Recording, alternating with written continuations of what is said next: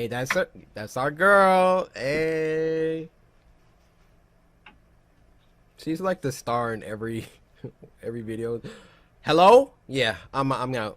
No, just end it. I'm out. Don't need it. Don't need this closet.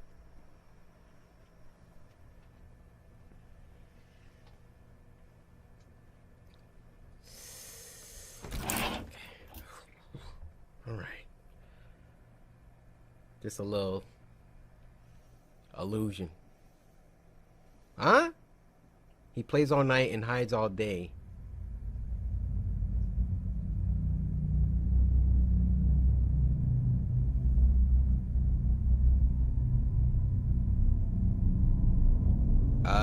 You have any kids that could have scribbled that?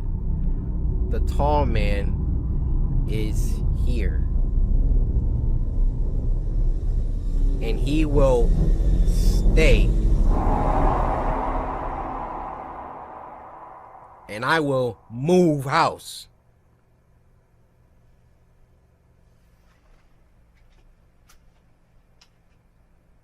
Victoria? You rocking that dress. What do I gotta say?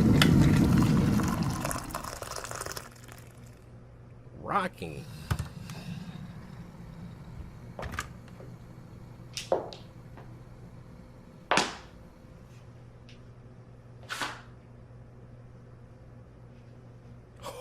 Heck no!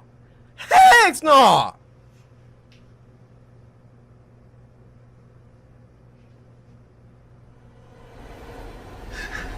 Yeah, you finally understand?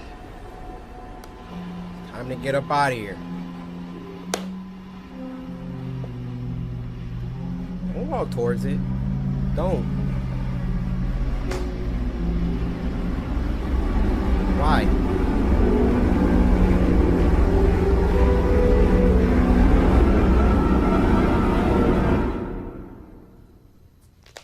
Alright, Gucci.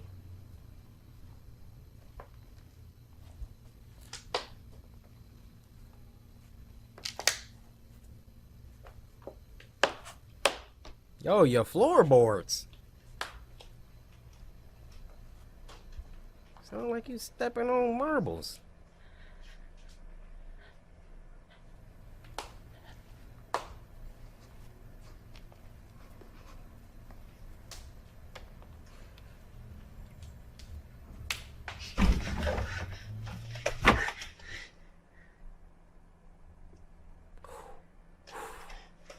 They could have got us. They could have got us with a jump scare right there. They playing with us now.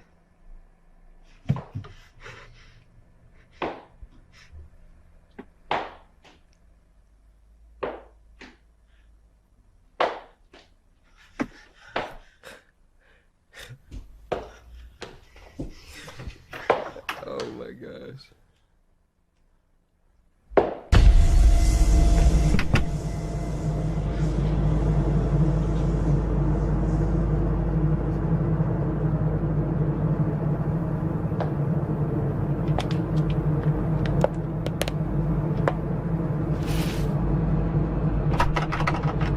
Right, that's when you open the door hard and slam it against him and then run out the house.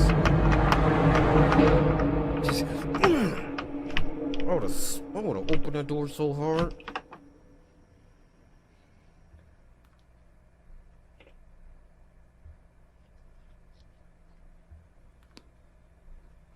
Don't fart. Don't. Hold it.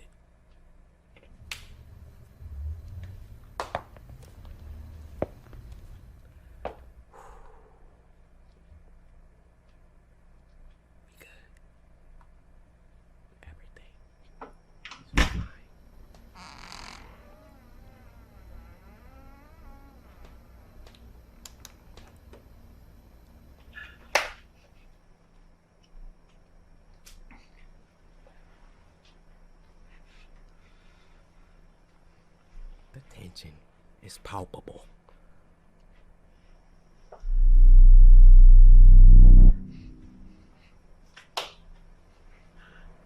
Up them the wrong cakes.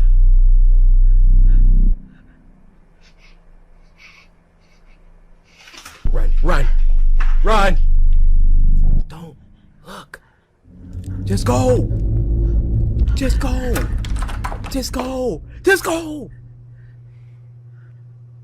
Oh.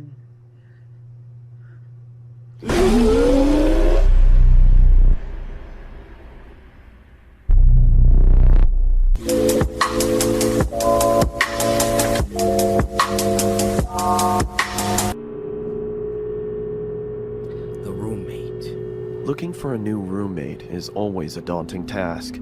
Even though you interview and take the time to get to know that person, you don't truly find out who they are until you start living with them. Facts. I had begun searching for... Let me press pause. Let me turn this up. You get it nice and loud in the headphones, so it's that you for a roommate after I decided to leave my current residency. I was contacted a couple of hours after placing an ad on the Facebook Marketplace. The message read, "Hey Chris, I'll be moving out of my current apartment this August and I'm looking to room with someone new, as my roommates are moving to California this year. I'm 27 and I'm currently going to school. When I'm not at school, I enjoy hiking and watching movies. I also apprentice at a taxidermy shop on the days I don't have class. Hope that's not weird. It's always been a fun hobby of mine. Anyway, I'm looking forward to hearing back from you. Have a great day, Lunaire." Okay. My first and most obvious reaction after reading the message was to check her profile. She was a medium height, had long, messy blonde hair and green eyes. In her profile picture, I saw her standing with a man and a woman shoulder to shoulder. They each adorned goofy grins and held up peace signs. Under the photo, the caption read, "Love my roommates." Okay. I smiled to myself and decided to send her a message back. Hey, the sun beat down on us who was as we that over hoisted there? various objects to the second floor of our new apartment. It took us a couple days to get everything out of the moving trucks and into our new place, but as soon as we did, a wave of relief washed over our sweat-drenched and sore bodies. After a couple more hours of rearranging, we each grabbed a beer from the fridge and sat on the porch. We reminisced about old 90s cartoons and what video games we obsessed over as kids, and as the sun started to set, I truly felt relaxed and confident that things were going to work out. But they didn't. Nah, quick question. How many of y'all would put out an ad for a roommate and accept a response from the opposite gender? Because I'm thinking, you know, I put out an ad for a roommate.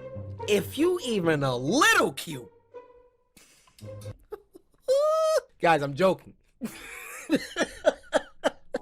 A week later, I started a new job for a construction company that was owned by a good friend of mine. As I was getting ready, I heard the front door swing open. I walked into the living room to see Lunaire and her friend David sliding in a large box. Hey, hold up! What you got there? Who is you? I asked. Through a strained grunt, she replied, "I bought a freezer to store some of the animals I'm planning on using in my taxidermy work. I hope that's alright." Nah, it's like you should have cleared that before. It's already here. There was no mention of this happening in the first place, but I eventually accepted and returned to my room to continue getting ready for work. That weird stuff. I came home at around 9 p.m. after having a couple of beers with friends and noticed that the freezer was nestled snugly in the lower part of the pantry. A low hum could be heard reverberating off of the inner walls. I was curious to see what was inside, but didn't want to intrude on Lunaire's business. So I went into my room and changed into more comfortable clothing. I'm taking a peek. After changing, I came back out into the kitchen and started making a sandwich. I opened the fridge and grabbed what I needed. As I turned around, I stubbed my toe on the edge of the island countertop and let out a long, exasperated grunt. Ouch. Through my frustration, I slammed the fridge door shut and checked my toe to see if there was any bleeding. As I raised my head back up, I was greeted by a shadowy figure. Lunaire was standing in the doorway leading to her room. The darkness behind her almost seemed to envelop her. "Is everything okay?" she said in a deadpan tone. "Shit, yeah, I'm sorry. I just slammed my toe into the corner of the countertop as I was making a sandwich. I hope I didn't wake you." "It's fine," she said in the same deflated tone as before. She then turned around and walked back into the darkness of her room.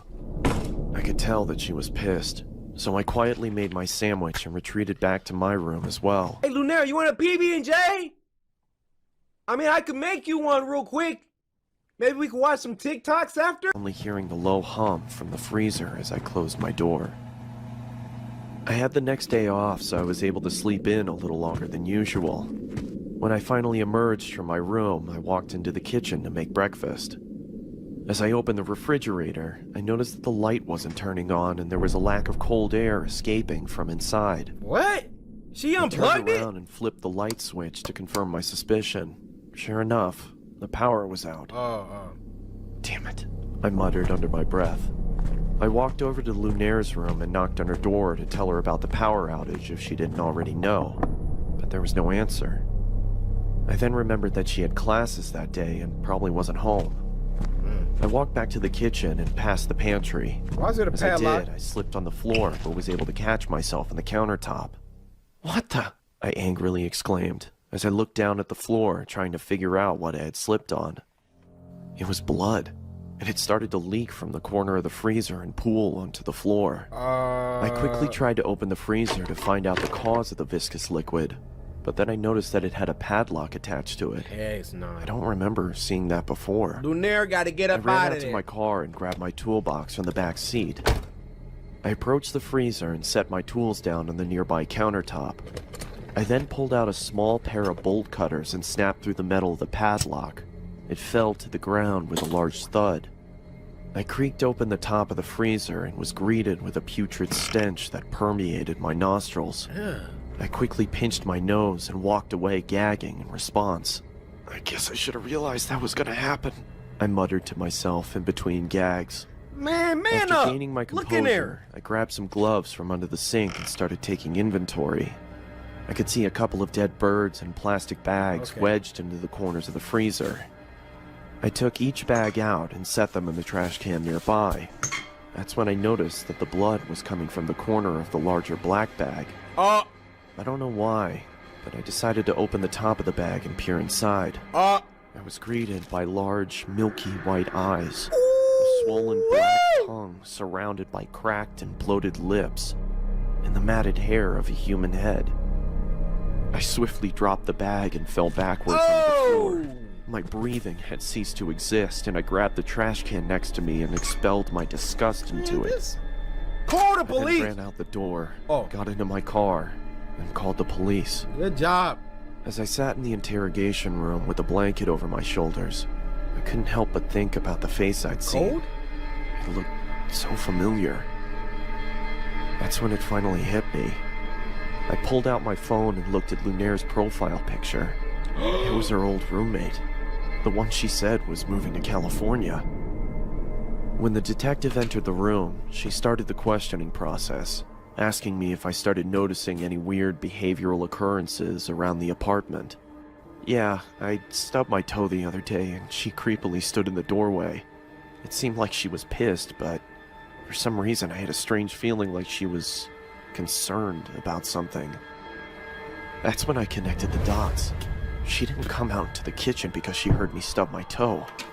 She came out into the kitchen because she thought I slammed the freezer instead of the fridge. A cold sweat started to form on my forehead as my surroundings became blurred. I could hear a low whine slowly starting to cover up the words of concern from the detective. As my vision started to clear, I could see another officer enter the room and whisper something into her ear as he handed her a piece of paper. Oh my gosh. "Do you have somewhere you could stay at?" she asked. I mean, I was planning on staying with my parents. They live about 30 minutes outside of town. Okay. Can I stay she with paused. you? Listen, I don't want to worry you, but we found this picture inside of your apartment. Oh no. Oh no. She slid the piece of paper across the table, and I immediately felt like someone kicked me in the chest. She's standing over him. The head of Lunaire's other roommate sat on the chair. In the background, scrawled on the wall in blood, read, "Love my roommates. All of them."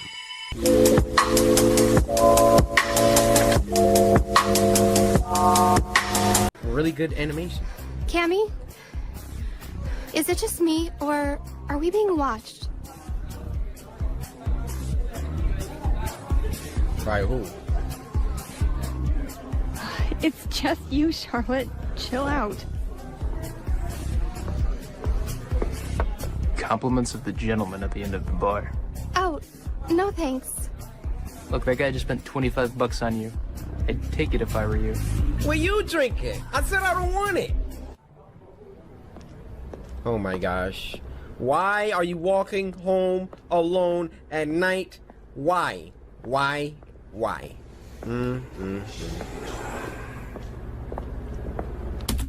I can't even be scared of you if you built like a whole M. Oh, big old freaking right angled 90-degree shoulders. Cammy, hello? What? I can't hear. Listen, can you stay on the phone? There's someone behind. Charlotte, you literally sound crazy. Just text me when you. I barely said anything. Cammy? I sound crazy because I said somebody is. Oh, here we go. Pepper shot. Pepper shot! Turn around!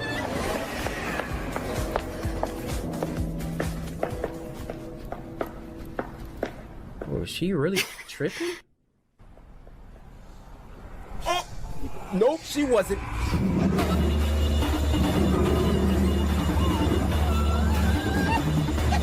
Got free, there you go. Hey, hey, hey, I'm partying. Someone, I need No, just stay in the crowd. anyone. Why is everybody going? What the freak? Whoa there, sweetheart. Didn't anyone ever tell you it was impolite to push? Oh, she freaking.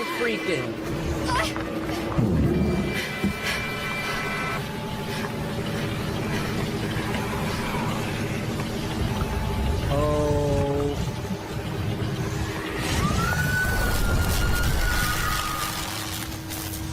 Chidori? Oh. Oh, they can't come in the light. Or... Yeah. If there is any time. Get away from me! I'm not afraid of you! Oh. Oh.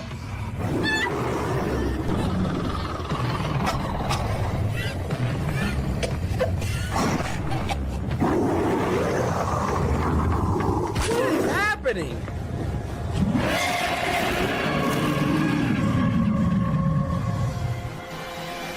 Oh.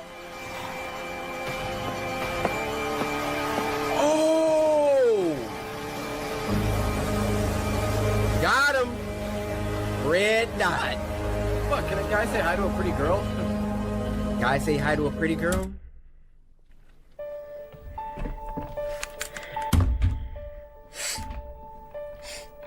You know, I feel a certain kind of way about a man that wants to put his freaking hands on a woman. You wanna put your freaking hands on a woman, huh? You wanna put your hands on a woman, huh? Huh? Put your hands on a woman. Boy. Tiger.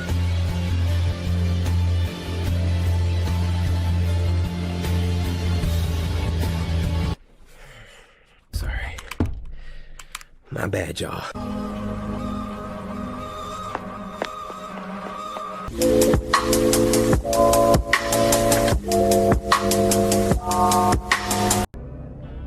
I'm someone who goes on the deep and dark web constantly. It's not what people Back up from your mic. think, where it's evil and overpopulated with crazy people. That's only a small percentage of the dark web. Okay. Years ago, my girlfriend broke up with me, and I put her personal information on a forum. And soon after that,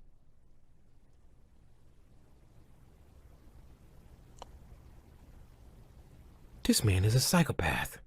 His girlfriend broke up with him, so he put her information on the deep web?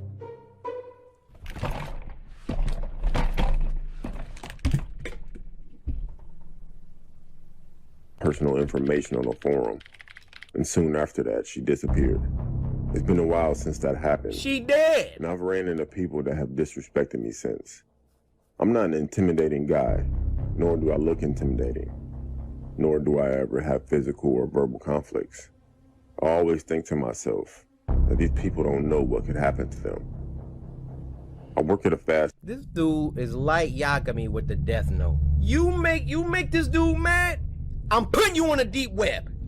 Oh, you stepped on my shoe? Deep web. Oh, didn't match me on Tinder, huh? Deep web. Didn't Samurai slice the like button on this video, Maya? You know where you about to go, huh? Food restaurant. And at the time of this story, my manager was really on my case about everything. I would be late, mess up orders, have an attitude with customers, and some other stuff I could name, but it's so much.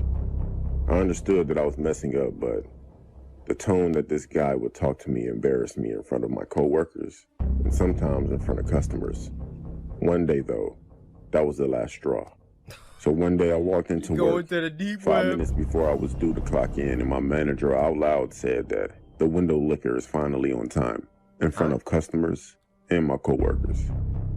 Everyone laughed at me. During my whole shift that night, he would direct smart comments toward me while still yelling at me for everything that I did wrong. Dang. I made up my mind. I was going to find that forum and give his information. On my walk home, I was going back and forth with myself about whether to do it or not. By the time I made it home, I made up my mind. I didn't shower, nor did I change clothes. I went straight to my laptop and I searched. I possibly clicked maybe 100 links, because on the dark web there are links that will take you down any rabbit hole. A link named pork chop piqued my interest. When I clicked it, I was directed About to make him an into about pork page. chops. It only said 6 words. We find it, we chop it. And another link that said, here's an example of what we do. I clicked it, of course.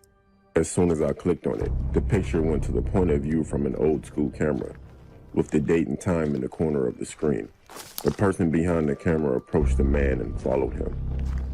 A few minutes go by, and the man noticed what was happening. He turned around and approached the camera while yelling and screaming at the person for following him. Then all of a sudden, you see 5 huge guys dressed in black wearing a pig mask run from behind the man and drag him into the dark. The person holding the camera turns the camera to his or her face and leaves it there for about 5 to 10 minutes. That person also wore a pig mask, but all you could hear was the man screaming and sounds that I don't want to describe in the background. The camera was then turned back around, and the sight that I saw was disturbing. It was something that no one would ever want to see. Some people say that they wouldn't wish it on their worst enemy, but I did. Yeah. After the video was over, there were links. One said pork, and the other said chop. I clicked on the pork, and it prompted me to put in a code. I didn't have one, so I backed out. So I clicked on chop. There was information that needed to be filled out, like name, height, description, and place. I filled out all the info for my manager. And the place, it was my job. I submitted the form. At the end of the screen, it said, see you soon. 4 days later, while at work, my manager approached me and decided to apologize for the way he treated me, and offered to give me more hours, and said that he will work with me more often because he sees potential in me. Sorry, pal. I already put the head out. I'm sorry. Hours later, it was close to the end of the night. My manager helped me with the trash and took it out for me. As I were putting chairs on top of the table getting ready to mop, I looked outside and saw my manager looking over at something, but he looked worried. I moved to get a better look, and I saw what he was looking at. He was surrounded by 6 people in a pig mask with weapons in their hands. I ran outside as they swarmed him, except for one person. He had a camera. I forgot all about these guys, and then I put his information on the website. I ran outside as they approached him. He looked at me for help, but I ran back inside and called the police. It took them 10 minutes to get there. When I looked back outside, what I saw was the most disgusting thing I've ever seen. I wish I could get the image out of my head. Between the time of me initially seeing them, calling the cops, and running back outside, these guys were gone. But my manager was still there. I went to his funeral the next week. The next day, I received an anonymous email that had the whole video. They were watching him this whole time he was on shift. I don't know how they got my email. I never provided any of my information. Till this day, I still feel sick because my manager was starting to be nice to me that day. I can't go back on the dark web.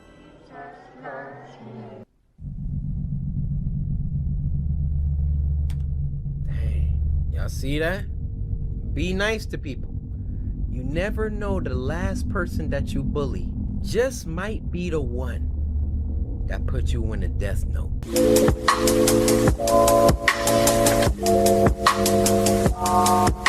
And bread. A few years ago, more like 10 years ago, What? I used to be Make big your into mind up. visiting weird websites. I had a lot of time on my hand. Due to not playing sports, nor did I volunteer for anything at all in high school. Lazy. I told my friend Mark that I was starting to get bored. Honestly, I was bored with what I was experiencing on these websites. He said I should go on the deep web. See, He and I used to we all got a friend like Mark just putting bad ideas in our head. Maybe you should go into the deep web. Maybe you should get a different haircut, Mark. Why are you playing a DS? What is it, 2006? Oh, wait, he did say it's 10 years ago. No, I used to go on the deep web, but never found anything. So I decided to search through some more stuff, a little deeper. I searched for hours every day for about 2.5 months. Still nothing. Are you that I getting hadn't paid seen for this? already. I told Mark, and of course he said, just visit the dark web. When I did go on the dark web, I saw chat rooms, all with different names. I came across one named I, as in EYE. It was all in caps. I entered the chat, but before entering the live chat, you are assigned a number. Mine was P34. Okay. I confirmed my number and entered. There were hundreds of people. The comments were coming in quick. At first, I didn't understand what was going on. The screen was black, then a name popped up on the screen that said Mr. Wiggles. No, I'm out. The comments immediately stopped and a voice came over my speakers. Welcome, P34. Then his name disappeared off of the screen and the comments continued, everyone giving me welcomes. A few minutes go by. Then a countdown from 10 pops up on the screen. Then the chat goes crazy. Once it reached the number 1, the screen went straight to what looks like a view from a camera just watching someone in what looks like their home. I sat there watching this for 20 minutes and nothing happened, so I shut down my computer. The next day I went to school, had a normal day, went to Walmart, then I went home. I decided to go back on the same chat from before. I confirmed my number P34 and again, there were hundreds of people commenting. Mr. Wiggles popped up and just like before, the comments stopped. Across the screen it said, no new members tonight. Then the countdown started again. Everyone in the chat started going wild. The countdown finished and then it was showing the point of view from a camera again. But it was outside of a school. My school from earlier that day. Whoa! At that point, I was intrigued. I couldn't tell if it was focused on a certain person or just watching the school. After 30 minutes of watching the video, our school bell rang and everyone started to come outside while whoever was recording was positioned across the street in the car. Once everyone came out, the person got out of the car and started to follow a crowd of kids. Everyone started to split from each other. And the person recording started to follow someone. Mark! It was my friend Mark. Oh no! I had to be at least 100 feet behind him. I started to call Mark, but he didn't answer. I kept calling him as I watched the video, but nothing. This is not live. The person followed him to his house and sat outside of his house for a few minutes. The man behind the camera finally said, "No parents are home." And he began to walk to Mark's house, rang the doorbell. Well, Mark, this is all your fault. Maybe you should go into the deep web. Maybe you should go into the deep web. Now you about to get samurai slice. I warned you. And waited as he continued to record. A few seconds go by. Then Mark opened the door. He looked confused and the guy said, "P34 sent me." And Mark looked afraid that the camera shut off and everyone in the chat left. so I did too. I called Mark's house phone instead of his cell phone, and his mother answered. I asked for Mark, and she said that she thought he was with me. I panicked. I then received a notification on my phone from my Gmail account. It said the sender was Mr. Wiggles. The message was, "I'm getting closer, P34. Mark says hi." I was shocked and didn't know what to do, so I called the cops. They didn't do anything about it because the email disappeared. I haven't been on the dark web since, and no one has seen Mark. Still to this day, I receive messages with pictures of me in random places, along with the same written message that said, "It can happen anytime." Bro, I'm checking myself into a mental asylum. I honestly wish I never went on the dark web. I bet. Look.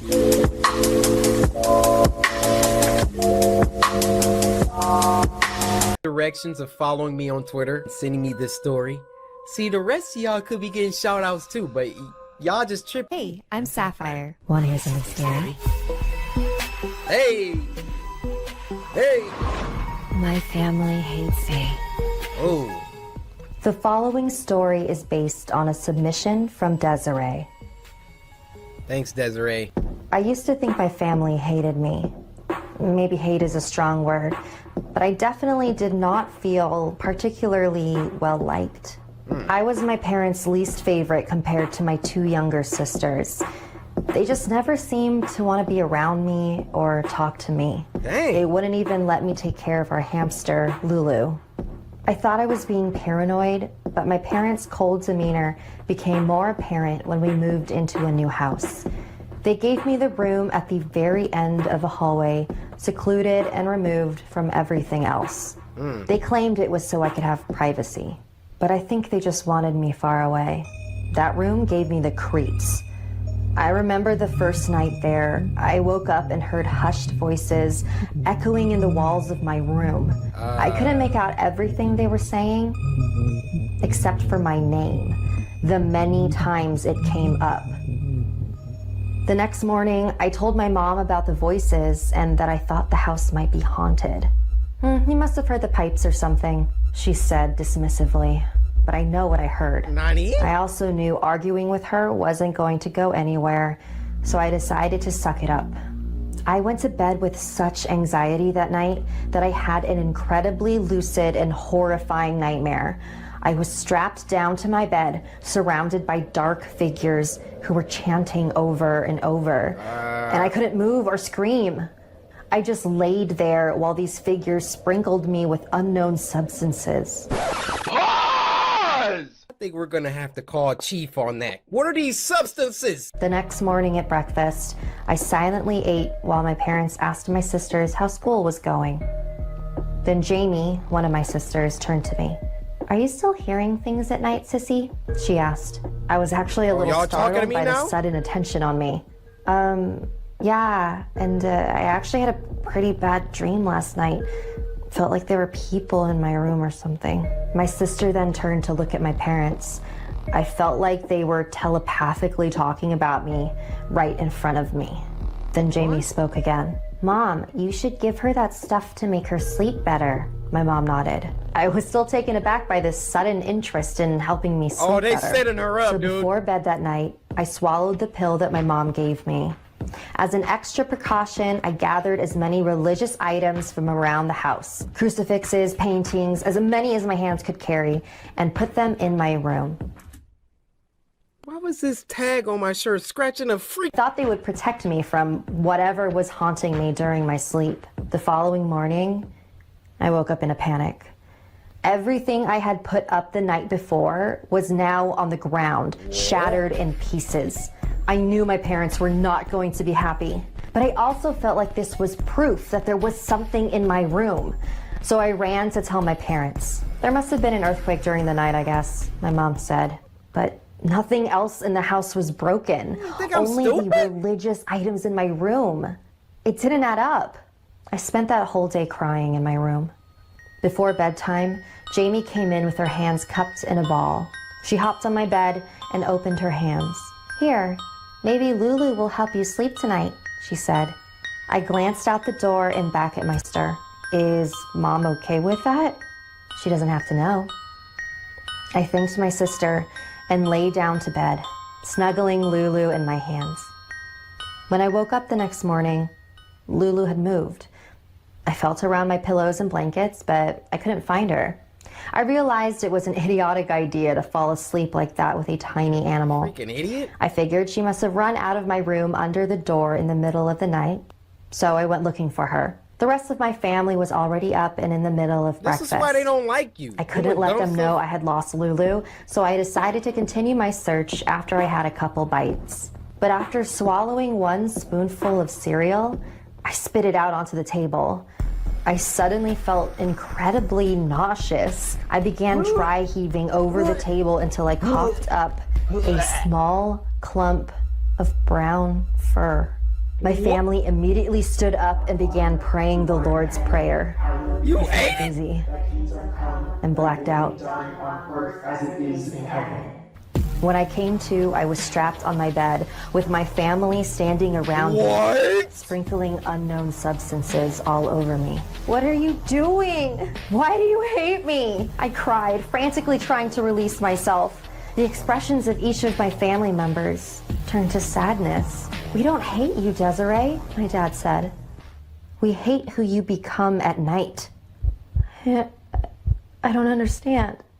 You've tried to kill each and every one of us in your sleep, my dad continued, multiple times.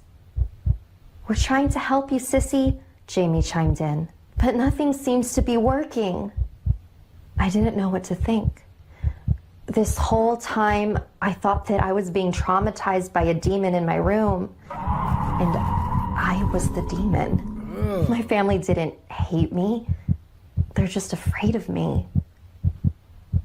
And I think I am too. So first off, this story was sent in by Desiree. Desiree, is there something you want to tell us? Based on a true story? Desiree?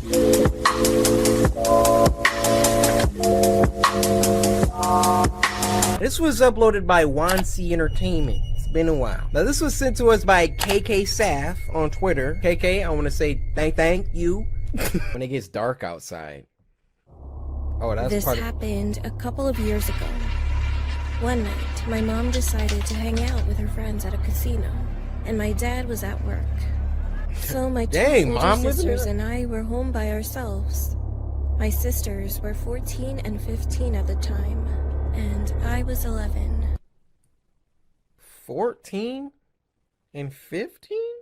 I'm just saying, they... We're home by ourselves. My sisters were 14 and 15 at the time, and I was 11. After my mom left, it was pretty exciting to be home by ourselves. But an hour later, it got boring. So we decided to play a game. We ended up playing hide and seek. At that point, I was a bit scared because it was 11 p.m., almost midnight. Now don't do it. But then I kind of brushed it off since I thought my dad would come home soon.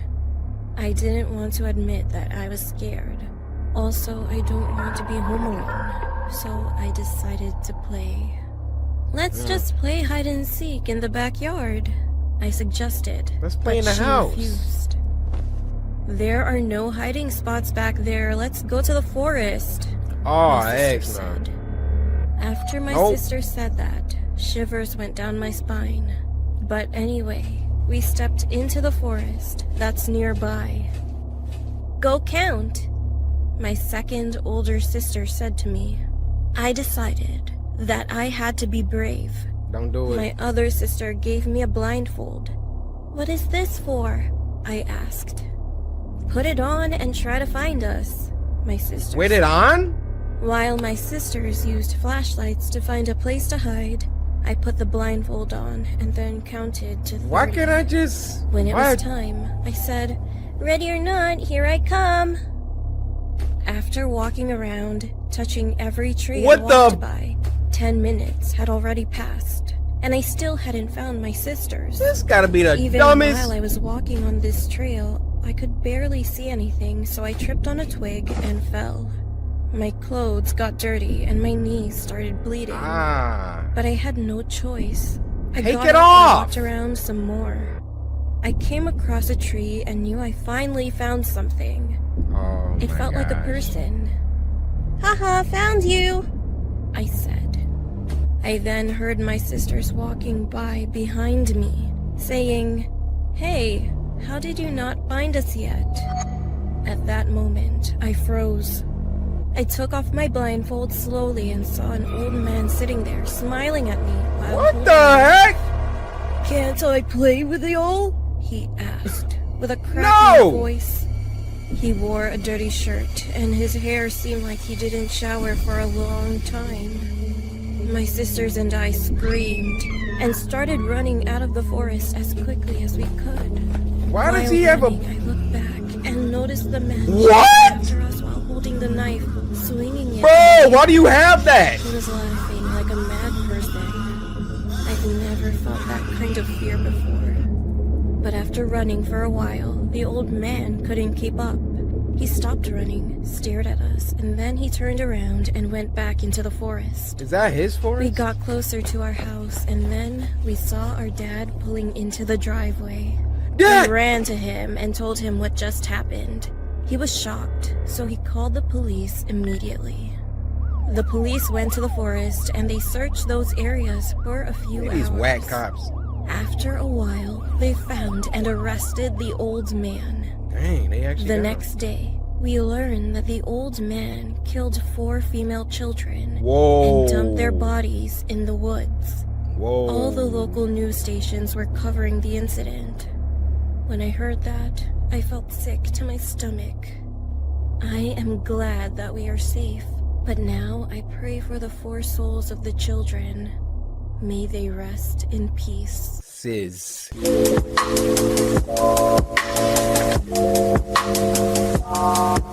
Ignorant right now. My name is Victor, and I'm 23 years old.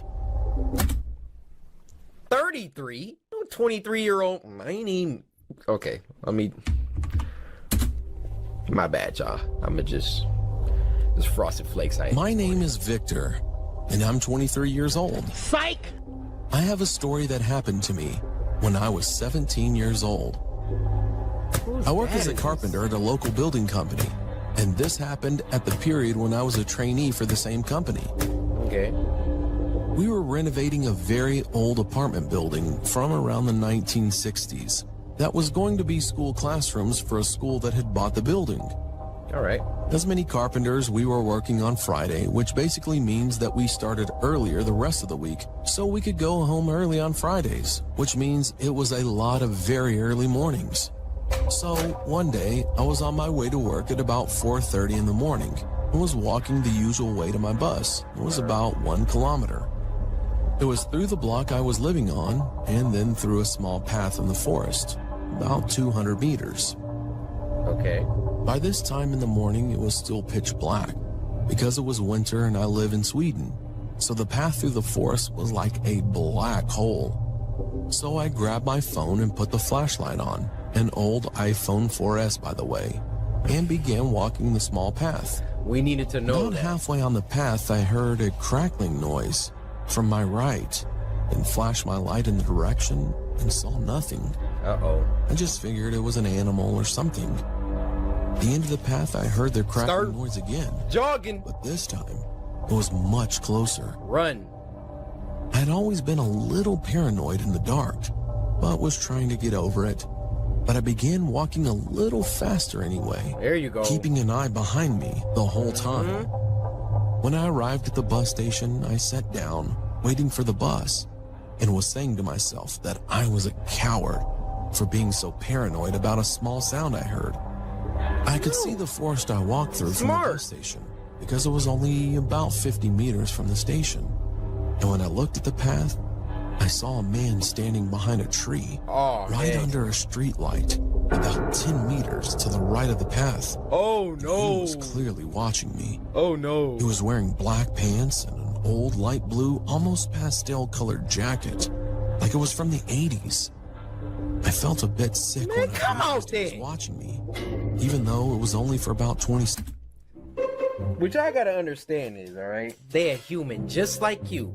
And at the end of the day, we got these, all right? At the end of the day, you better be stronger than me.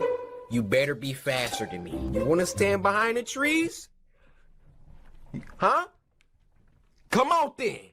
Come out there. I ain't, bro, I'm telling you, I get crazy when I'm under duress. I'll just start screaming, B-42! It'll throw him off. He'd be like, what the freak is going on?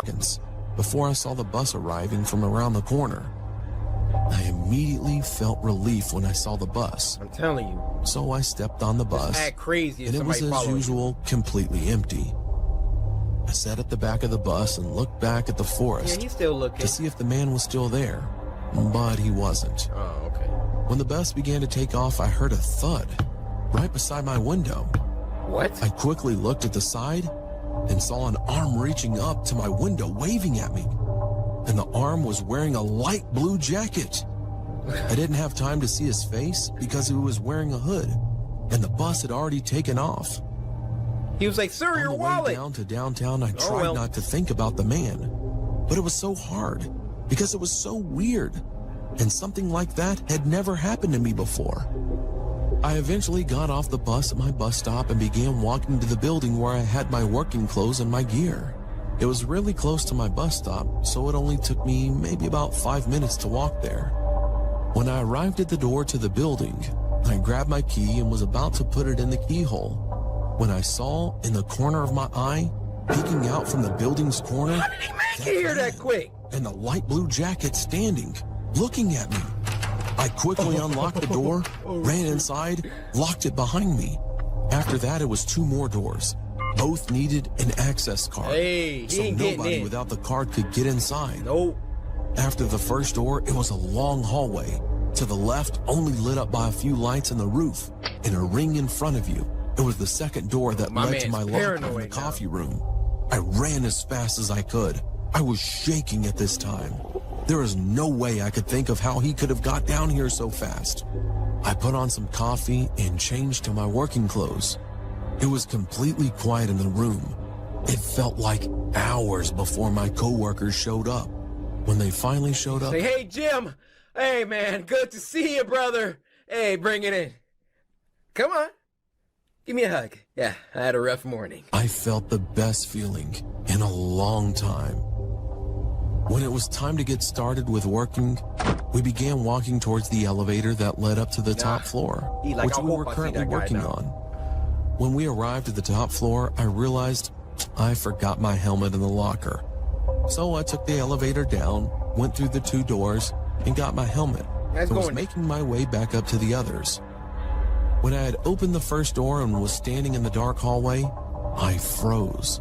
I heard someone whispering my name from the back of the hallway. I looked down the hallway and saw the same man, the same light blue jacket.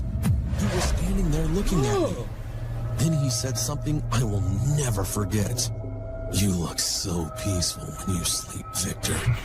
He said in a deep but shaking voice. I felt my whole world shatter when he said that.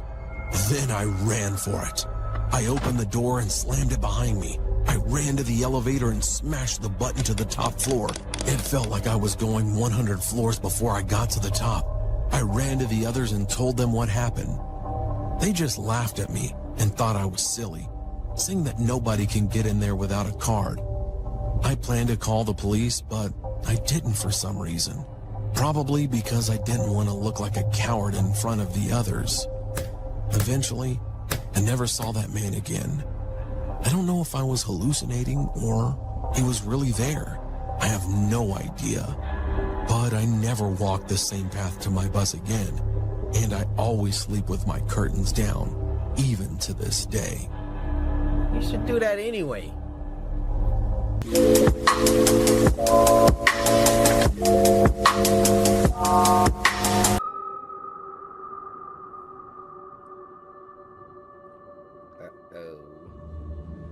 Hello.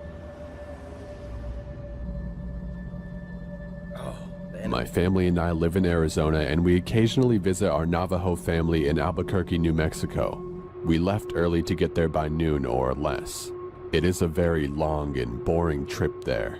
But we get there before noon and we have time to running like and that. talk with... Nah. Nah, hold up. Bring that back, young boy. Look how my man running. Get there before noon and we have time to mess around and talk with our extended family. And we, kids, start to play around till the evening starts to show.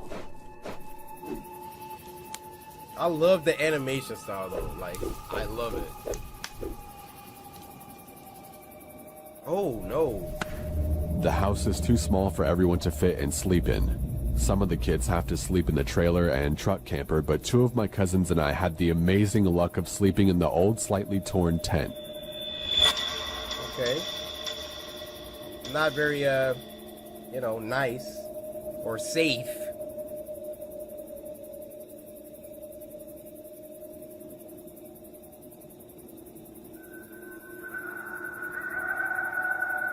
No, thank you.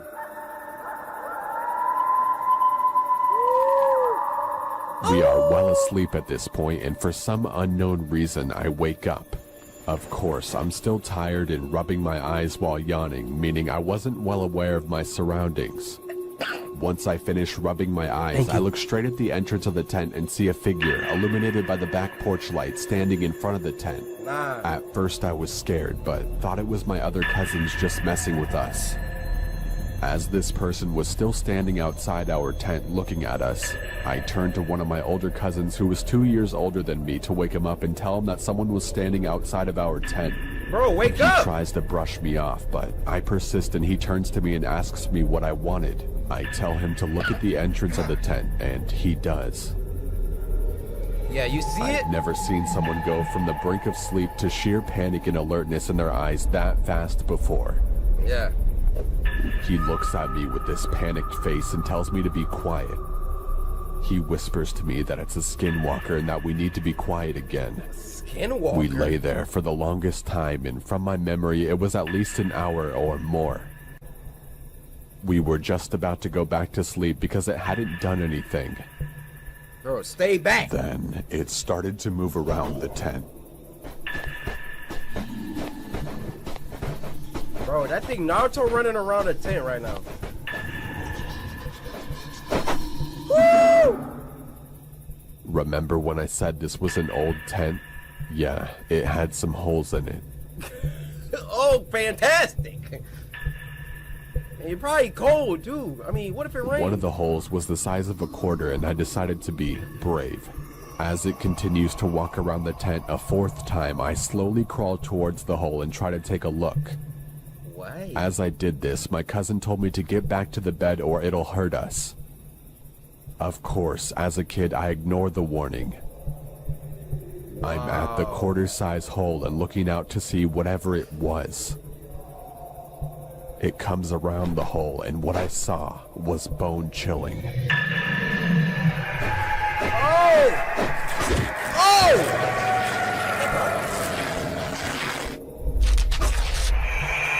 What? I bolt back and hide under my sleeping bag while my cousin does the same. This thing decided to stop moving and start looking at us again. I hid under the covers and spent every ounce of energy being scared. Bruh. And then there's one fundamental thing that I'm not understanding here. Right when I first saw that thing, help! Help!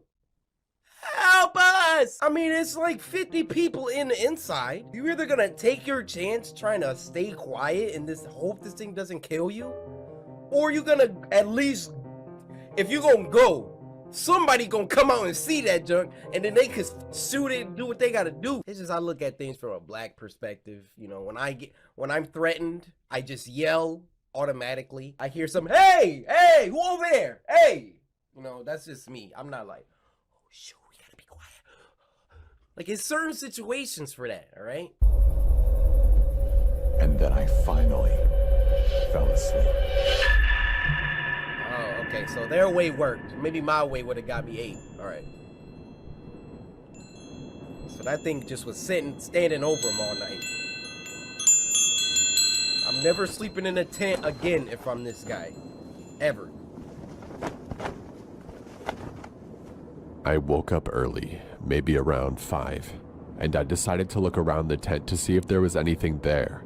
I see footprints, bare footprints that send shivers throughout my body.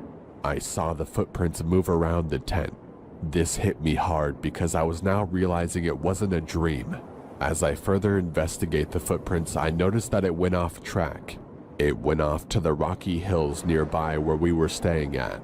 I followed the track to the hills, about a football field away from the house. Why? As I continue to follow the tracks, something strange and scary happens. It goes from 2 footprints walking for a while to footprints and handprints in the dirt starting to form. I found that kinda strange because no person would do that out here. As I followed the tracks further into the hills, the hands and feet started to get smaller and smaller. It then subtly changed into coyote paw prints. That is when I stopped and turned back home, first walking fast, then onto a full-on run. When I got back, I sat down on the back porch for a while and thought about telling my family, but I didn't think that they would believe me. In the end, I didn't tell anyone, even the cousin I woke up in the middle of the night. He's like, we don't talk about what happened. Well, that's my story. I urge you guys to not go into the Navajo reservation to go looking for them. You will bite off more than you can chew. We, my people, take these beings very seriously and do our best to not talk about them. Even though I broke this code, I just thought to warn you guys about them. Whoever is listening are the first people to hear this story. I had a few more stories to tell, but this is by far the scariest one I had.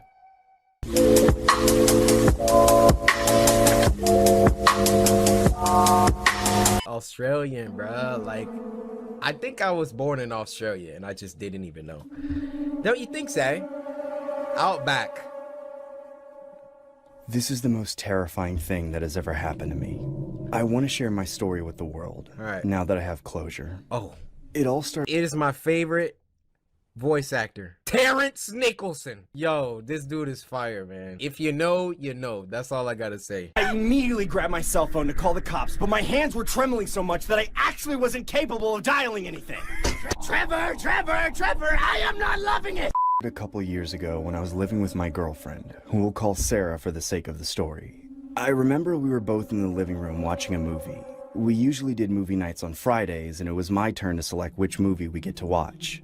I was personally a horror fanatic, so I chose a horror film. Good pick. It was pretty late in the night when this occurred, so it really made the movie that much more intense. Sarah wasn't really into the horror genre, so you can imagine the kind of reaction she had throughout the movie. Midway into the movie, Sarah asked if I could walk her to the bedroom. I reply by saying, sure, after the movie's done. You know I don't like horror. Please just walk me to the bedroom. I'm scared, Trevor. We can leave when the movie's done. I sat through your whole movie last week, so it's only fair that you finish mine. Please don't do this to me. I'm really scared, Trevor. Quit being a... Hey, you don't want to focus on the movie? There's other stuff for you to focus on, baby. Don't do this to me. I'm really scared, Trevor. Quit being a chicken. I'm not leaving the couch till this movie's done. Hey, he kind of... I hate you! Dang! Sarah angrily gets up and heads to the bedroom on her own while I... When your mom tell you you can't get that new CoryxKenshin merch? I hate you! When McDonald's shake machine broke? I hate you! Sarah angrily gets up and heads to the bedroom on her own while I continue watching the movie and mentally prepare myself for the argument that awaited me. About 10 minutes later, my throat begins to itch, so I decide to get a bottle of water in the kitchen. As I stood up from the couch, I get startled as I see Sarah standing in the darkness of the hallway. Sarah, you scared me. I thought you were in bed sleeping. Sarah just stands there with her eyes wide open, gazing into my eyes with her emotionless expression, almost like she was looking into the depths of my soul. I assume she was still upset about earlier, so I said, I'll be waiting in bed, as I casually walk past her. As I open the bedroom door, I see Sarah laying in bed asleep. Whoa! My mind raced with mixed emotions of confusion and absolute horror. I could have sworn I just saw her. I decide to peek outside the hallway, only to see Nothing. This can't be real. I could have sworn I just saw her. You did. I must be hallucinating. I just need to stop watching scary movies this late at night. I disregard what had just occurred and crawled into bed with Sarah. Make sure that's the real one. At 3 a.m. in the morning, I wake up to a loud sound which sounded like glass being shattered. I noticed Sarah was no longer in bed with me, which I found quite bizarre as it was very uncharacteristic for her to be awake at this time of night. I could hear weird noises coming from the washroom outside the bedroom. I cautiously get up and began to approach the washroom. I could hear Sarah in there. It sounded like she was talking to someone, or something. A voodoo chant. I opened the door, only to discover the most terrifying thing I had ever laid eyes on. I can see Sarah standing in the bathtub covered in blood. She had smashed the mirror and used the broken shards to lacerate her body entirely. She then began yelling the words, "I hate you! I hate you! I hate you!" Her voice was demonic. I was thoroughly convinced that this was not my girlfriend and that she had been possessed by some sort of evil entity. Yeah. I stood there quivering, not being able to move a muscle out of shell shock. Sarah then pulls the shower curtain, unveiling a message on the wall which spelled, "I hate you." I get it. Written in blood. I heard you. My legs go completely numb as I collapse to the floor. Sarah then picks up a... How many of y'all, when you get scared, literally fold yourself like an omelet? Sarah? Sarah, oh my gosh, what's happening? Sarah then picks up a large piece of the broken mirror and yells one last time in her demonic voice, "I hate you!" She then pierces the shard across my chest repeatedly, stabbing and stabbing and stabbing. Oh my gosh! I remember seeing a bright white light as my life flashed before me. That's when I open my eyes and wake up to a movie playing in the living room. This isn't the horror movie I played earlier. It must have been a movie Sarah put on. I checked the time and it was exactly 3 a.m. I looked to my right only to see Sarah staring dead at me with a grimacing look. What's wrong, Sarah? This is the third time you fell asleep to the movie that I picked on movie night. I hate you.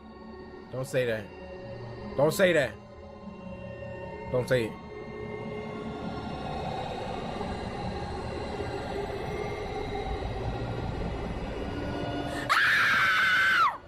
Sarah?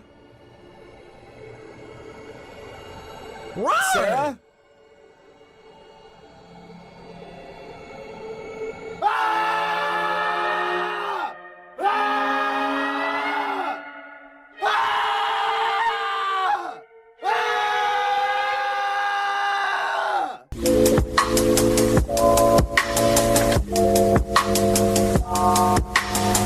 Sirens, every time I hear them, it got me messed up now.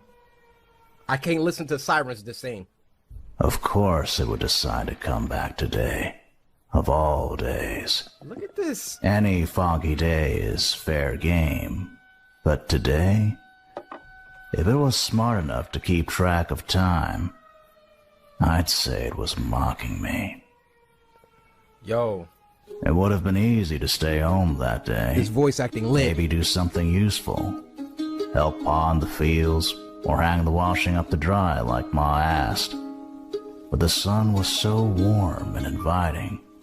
A perfect summer day like that couldn't be wasted. There's nothing but critters and mischief out there. Right. What really sent me into the woods that day was naivete, bravery, and a girl named Caroline. It's not her. Jackson, here. It's not her. Jackson, come. Her voice was muffled, staticky, or maybe she was just further away from the spot where we said we'd meet. It was quiet. No bird calls or squirrels scurrying up and down the tree trunks. Where are the I squirrels? called to her a few times, but she just kept calling for me to come. Milo was still on edge, and I was starting to feel tense too. That could have been when things went wrong. After a few minutes, I was worried that she had hurt herself and needed my help, so I went off in the direction of her voice. Calling you like deeper that? Into the woods. Then Milo started barking the loudest I'd ever heard him, and darted back and forth around me. I panicked and backed up too quickly, tripping over a root and falling. A sharp pain shot up my leg. Uh-oh. From the forest floor, I looked up at the canopy, and my jaw dropped. Uh-oh. Standing at least 40 feet tall was the nastiest combination of man and machine I'd ever seen. Oh. Its arms and legs were so thin, I could see the outlines of veins and bones beneath the skin. There wasn't a bit of flesh on its torso either. It looked like a vacuum-sealed skeleton. But the creepiest part was its head. Or lack of a head. Atop its neck were a pair of sirens, facing in opposite directions. No eyes or ears, but it did have mouths inside those sirens. Jackson. Oh! I scrambled to my feet and ran with all the strength I had.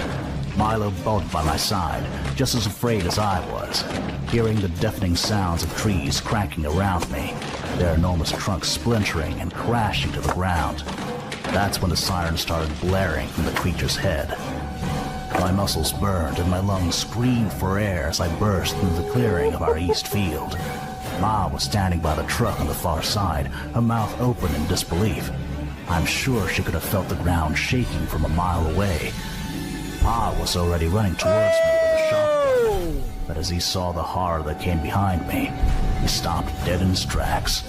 Eyes wide, he pointed to the entrance to the tornado shelter built under the house. Ma broke out of a trance and scrambled towards the shelter too. The sirens blared on, though ironically there was no tornado. The door flew open and Pa dove inside. Milo leaped in ahead of me, and I stumbled in a few seconds later. It took a few beats for me to realize Ma hadn't come stumbling through the door behind me. Oh! She was running as quickly as she could manage, wild eyes staring right into mine, screaming the whole way. But the thing was faster than her. Its final step toward her shook the ground so intensely, I thought the house was going to come down on top of us. She was knocked off her feet, and its massive hand came down on top of her. I looked away. Pa was transfixed. I'd never seen such helplessness and pain on his face. Ma cried out my name as it lifted her up, then turned to walk back towards the woods. We couldn't do anything but watch. Jackson, come.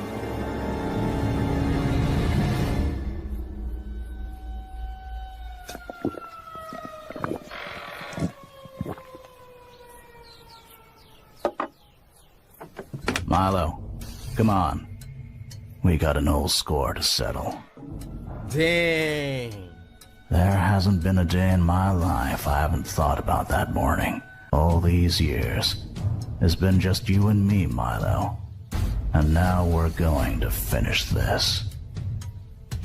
Wherever you've been all these years, I'm sure you've only hurt people, taken others who were loved, torn families apart. I bet nobody's tried hunting you the way you hunt people, though. And I bet I'm one of the only ones who ever got away from you. You know what that means? I know you, and I've got nothing left to lose. I hope you're ready to meet your maker, Siren Head. Jackson, come. You took my mother. You took Caroline. How many other voices have you stolen, freak? Hey. Bro, you need more. You need an RPG. Oh.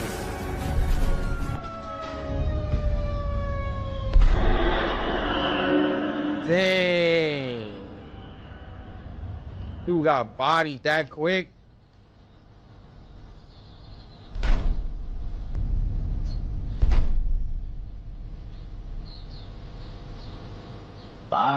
Milo. Come, Milo.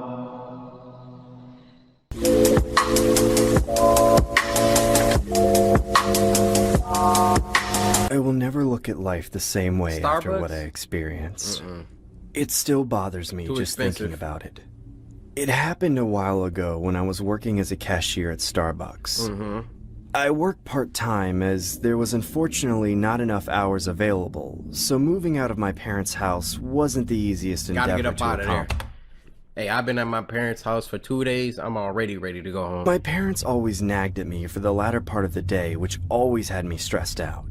I feel that. They would always send subliminal jabs alluding to me moving out. Dang! I'll never forget the time my dad confronted me while I was doing laundry. Hey, Jason, can you ask for a raise at work? I can't exactly do that, Dad. I'd probably get fired if I tried that. What? Well, can't you work somewhere else then? I'm gonna need your room soon, because I plan to make it Charlie's room. Charlie was my baby brother. Okay. Well, can't Charlie stay in your room a little longer? I said I'm gonna need your room, damn it! Well, where the hell am I supposed to stay then? Figure it out! You've had plenty of time now! I've always avoided going home. Dad, chill! Especially after confrontations like that. Oh I would my much rather God. procrastinate at work after my shift was done, just to avoid the inevitable arguments that awaited me. Sounded like a better deal. I wouldn't want to go home either. Anyway, it'd been a few weeks since the tense clash with my dad. My life had been a little bit more bearable Four shorts since party I started karaoke. going to this local karaoke bar located down the street from my Hey. workplace. I would make it a routine to go there after work just to instill a little more enthusiasm in my Yeah, already man. dull life. Need some happiness. I was a regular, so I knew all the employees on a first-name basis. Who that What is? you drinking tonight, hot stuff? How about I'll you, get the baby? usual, Sally. Wait a minute. It's you again. Jason, right? Yep, me again. Good to see you again, Jason. One order coming right up. Thanks, Sally. I really enjoyed coming Hey, here Sally, as what you it was doing the after perfect work? place for guests to lounge Ugh. with just a small admission fee. The bar always held live performances from various bands, so there was usually a decent-sized crowd always in attendance. Hey, girl. Ladies and gentlemen, here's the final that Drake performance over of the there? night. Please give it up for the lovely Katie! Oh, Katie about to hook it up. All right, Katie. What you talking about? Falling for you. I can't keep away. Yo, low key? Are you listening? I'm listening. I want you to stay. Hey, kid, doesn't Yo. she have the prettiest... Don't talk to me, bruh. Head shaped like a jumbo peanut. eyes you've ever seen? Yeah, she's definitely a pretty gal. Katie had a lot of diehard fans that would show up to support her. She was really attractive, which made older men look like young teenage boys fanboying over her. I've had the privilege of chatting with Katie after her shows before, but this time I mustered up the courage to ask her out. Uh-oh. Hey, Katie, Jason? it's me again. Who are you? Jason, we met on several occasions after your performances. I'm a big fan of your voice. Thanks, Jason. I really appreciate I think you're the best singer ever, and you're really gorgeous. Jason, relax. Thank you? I was wondering if we could potentially Oh, exchange... Jason. All you men are alike. I bet you just want to see what I look like without my clothes, right? Yeah. Yeah, I gotta be honest, but at the same time, I'm not saying that it can't grow after that. Like, but I'm not about to walk up to you if I'm not trying to get to know you. No? I mean, yeah. Katie nonchalantly takes my cell phone and begins punching in her contact information. Really? Holy crap, this is actually happening. I must be dreaming. Okay, Here you Jason. go, Jason. Hope to chat with you more. Definitely, baby. I mean, Kate, He needs some milk. She should have took his phone and deleted her info. Definitely, baby. Come on, bro. Come on. As I was on my way home, I decided to be ballsy and give Katie a goodnight text. Oh my god. I then noticed she had given me a link to her OnlyFans page as opposed to her phone number. Oh my god. What the hell is this? Well, at least I might get to see some nudes. I've personally never used an OnlyFans before, but if there was going to be someone's account I was going to check out, it'd be Katie's. I eventually make it home and open up her page on my computer browser. A subscription of $10 a month? Netflix doesn't even charge that much. Facts. I unfortunately they didn't do. have the funds to purchase such things, but my curiosity was what put the nail in the coffin. I took out my credit card and shamefully typed in the details on the site. I was now officially— Let me speak to y'all young boys. Don't y'all simp for no woman. Alright? She gonna take that $10. She gonna string you along. Oh, Jason, oh my gosh. Give you a little shoulder. Jason, yeah, thanks for coming to my OnlyFans. And that's all you ever gonna get. She gonna take that $10 and she gonna buy some food for another dude. What more do you want from me? Message from the Shogun. Officially subscribed to Katie's OnlyFans account. I began scrolling around, seeing a lot of mature content throughout her page. I can honestly say it wasn't the most regretful decision I ever made, as I got to see a different side of Katie. Or should I say, a different side of my longtime crush. Oh yeah, this is what I'm talking about. Bro. Throughout the night, I continued to browse through more of Katie's content till it was time to head to bed. It'd been a couple of weeks since that whole ordeal occurred. I still worked as a cashier at Starbucks and made it a routine to go to the karaoke bar after work. Everything had pretty much been the same except I hadn't seen or heard about Katie since. Uh-oh. I couldn't help but feel like I had some sort of role in Katie's sudden disappearance from the bar, so I decided to snoop around her OnlyFans once again. It's that guy. Later the that peanut night, head. I had Katie's OnlyFans open on my computer. The monthly subscription I had paid for previously was still in effect, so I could still view her content. There were 5 observations I accumulated right off the bat. The first observation was that her status said— That's good. Oh, my bad. Are you recording? Oh, yeah, I'm recording. What's up? Oh, yeah, okay. Close the freaking door. active 5 minutes ago. I assumed she had lost interest in the singing gig and was pursuing the OnlyFans endeavor she started solely. making a lot of money from the that. second observation was that she began to wear sunglasses in all her recent photos. Interesting. The third observation was that her photos were being taken in an old wooden cellar, not the aesthetic bedroom that she once previously What the freak? The fourth observation was that all her pre-existing content was deleted.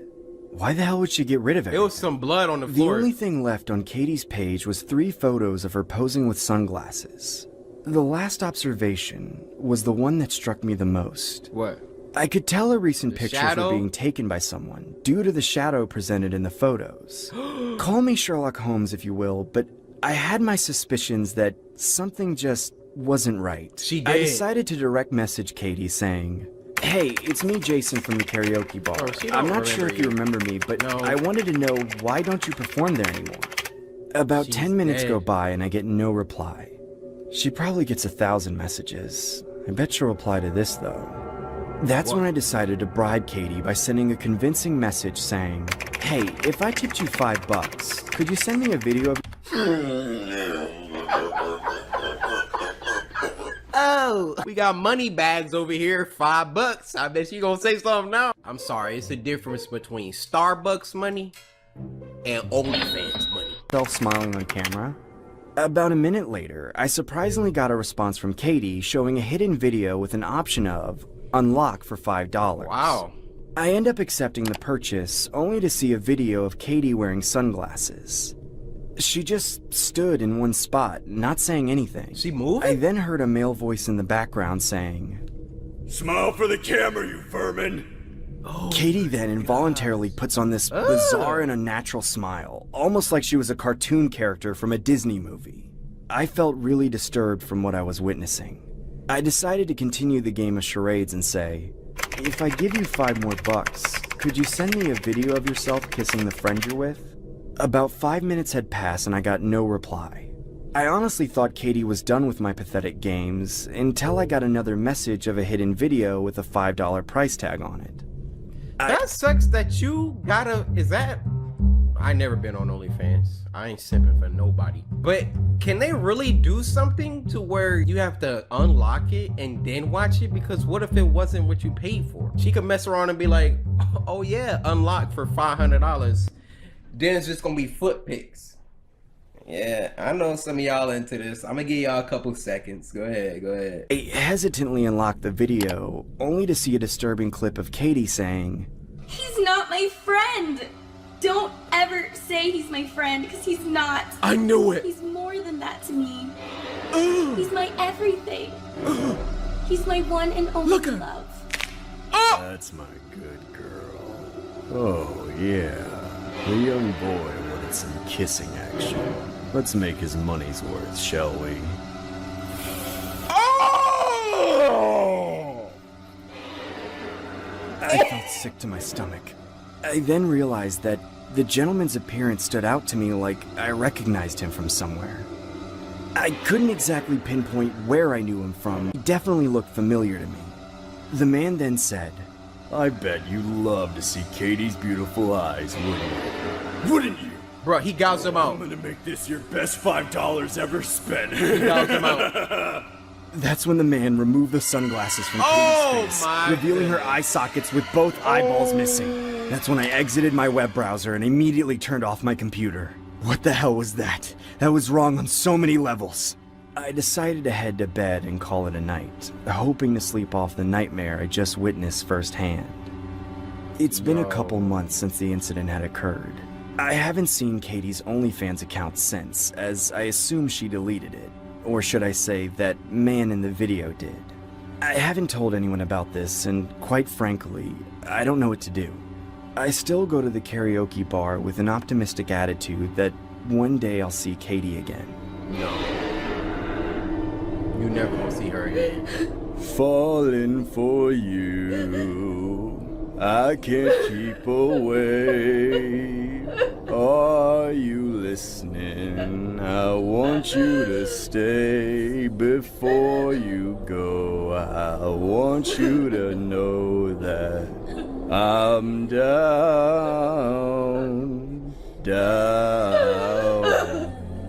Hey kid, doesn't she have the prettiest eyes you've ever seen? For you.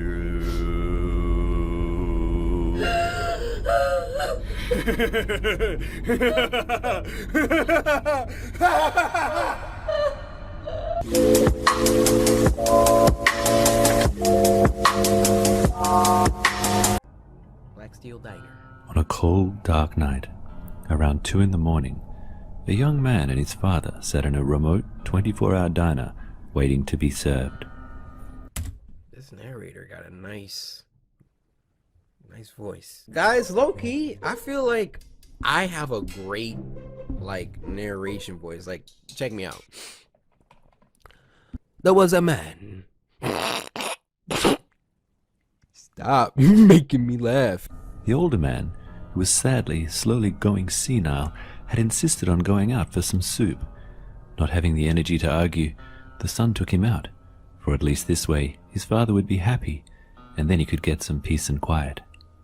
Yeah. The waiter walked over, welcomed them to the diner, and then asked if they were ready to order, to which they replied they were. That looked The crazy. waiter recommended for them to try the burgers. Waiter looked crazy. Best in the West, he said, with a smile that made their skin crawl. They declined and proceeded to order what they came for. The old man ordered tomato soup, and the son a coffee. When the waiter walked away, the son asked his father if he had thought the waiter looked familiar. Not surprisingly, the father said he had never seen him before. But why? He asked. The son proceeded to tell him that he thought he looked a lot like a man he saw on the news that was wanted for murder in another state. But he could easily be mistaken. This made the father quite uncomfortable, so he told his son to shut up and change the subject. Instead, the son then got up, told his father he was going to the bathroom and would be back in a minute. Uh-oh. The father waited and waited. Almost 15 minutes had passed, and his son hadn't returned. Bro, go check on him. He also hadn't seen the waiter again. Where was his son? And where was his soup? Just as he finished asking himself, Where's my son? But more importantly, where's my soup? of this, the waiter appeared with the soup. Oh, that's blood. Well, you took your time with that, the old man said. Dang. I'm sorry, sir, said the waiter. Old people We had some issues in the kitchen. Where's my son? The old man asked the waiter. Oh, I'm sure he's not far. I have a feeling you'll be seeing him really soon. And with this, he placed the bowl down on the table with a smile that would have given anyone the creeps. The old man turned to his soup and then dipped his spoon in to take his first mouthful. As he lifted the spoon, something else came with it. Oh! Some glasses. What the hell? He thought to himself. A horrible chill ran through his body when he realized whose glasses they were. His son's. The old man looked across at the waiter and was overcome with rage when he saw the waiter's sickly grin staring back about at to him. Die now. He grabbed a knife, leapt out of his seat, and stabbed the waiter in the chest. The blade went straight through his heart, and while bleeding profusely all over the floor, he died. Boy. Right at this moment, the son appeared from the kitchen and screamed at his father, "No! What have you done? It was a prank. We were playing a prank." The old man couldn't believe what he was hearing. A prank? But he's a... Oh my God, he thought to himself as the reality quickly set in. I've killed him. The father and son had to act quickly. They grabbed the body and decided to stash it in the cool room. Yo! No! Call the police! No, that's on y'all, alright? That ain't on the dad! To buy them some time. They would then clean the floor Y'all and play too disappear, much. as if they had never been there. Y'all princes everywhere. Perfect, they thought. There were no witnesses and no one to stop them. Well, that's what they thought, until they slid back the door to the cool room and were greeted by a sight so shocking it made both of them wish they were dead. They had disturbed the waiter's brother, hard at work, making meat for burgers. The best in the West, apparently. Not that they would ever know.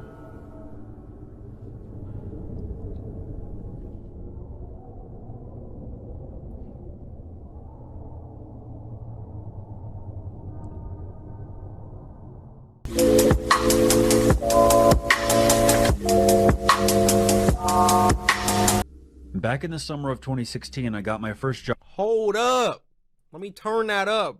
Back in the summer of 2016, I got my first job at 18 years old. I was excited about the work, but not about the commute. Without traffic, it was a 30-minute drive both ways. Dang. And I normally got off work around midnight, and the last thing I wanted to do was drive a half hour to get home.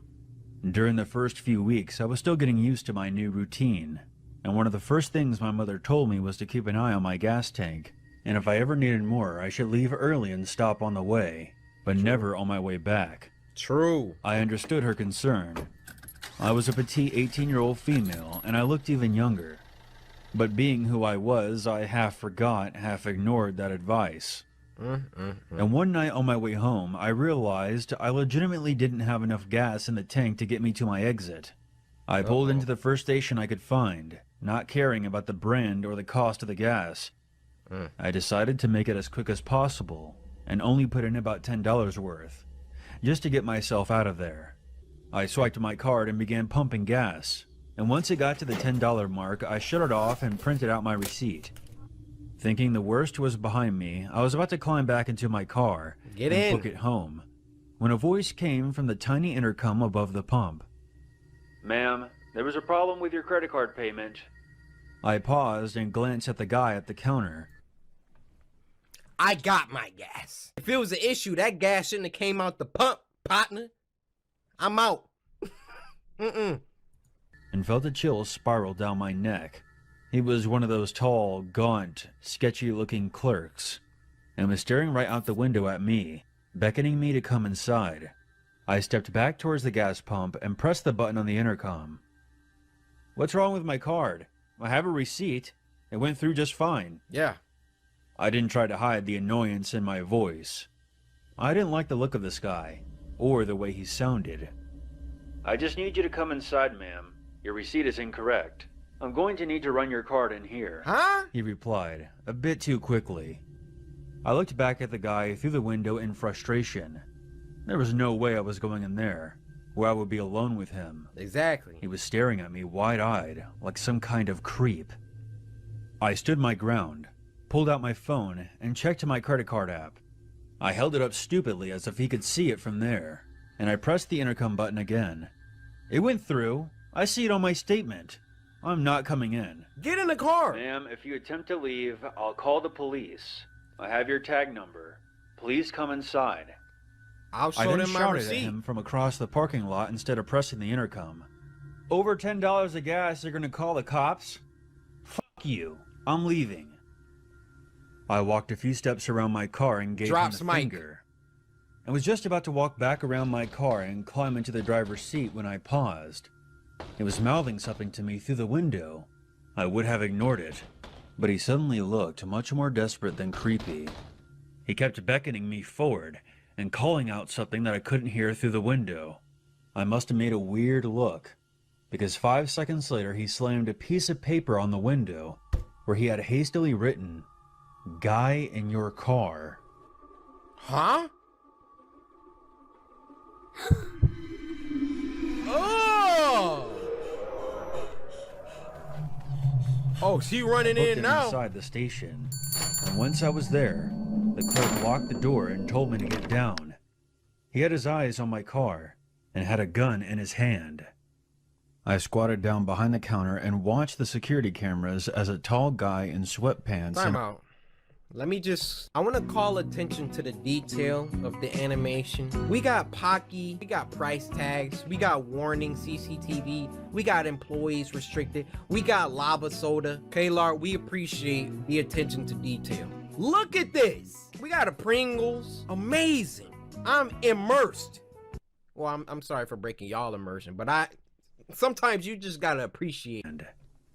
I squatted down behind the counter and watched the security cameras as a tall guy in sweatpants and a windbreaker nudged my back door open, slid out quickly and jogged away into the night. Wow. I started freaking out. Turns out the clerk had noticed the guy hanging around the side of the building on the monitors. And as soon as I pulled in, he made a beeline for my car. He crouched down and opened the door and slid himself inside as I was swiping my card, being careful not to close the door all the way behind him so that I wouldn't hear anything.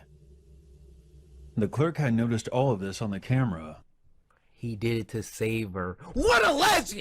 The clerk had noticed all of this on the camera and immediately called the cops, who arrived a few minutes later.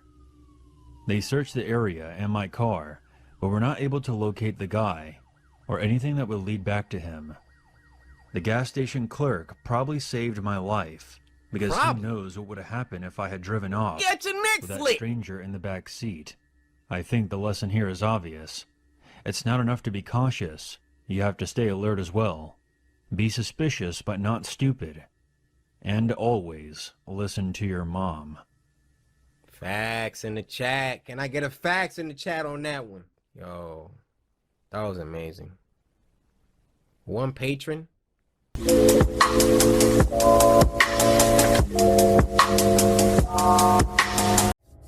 Let's get it. Let's get it. Man, I'm hungry. This happened when I was 17 years old. I would go to the gym 3 to 4 times a week and ride the bus home. It was a Sunday and I had just missed my bus, so I had to wait longer for another one.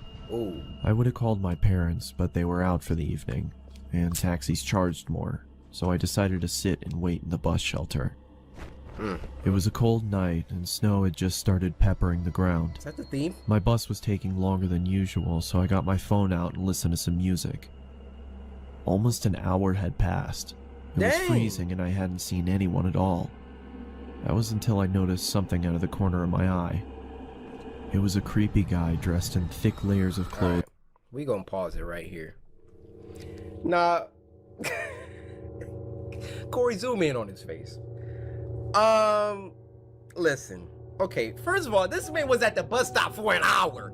It's like you could have walked home at this point. But listen, you see a man coming towards you, it's nighttime, you outside by yourself, and he looked like this. Corey, zoom in on him again.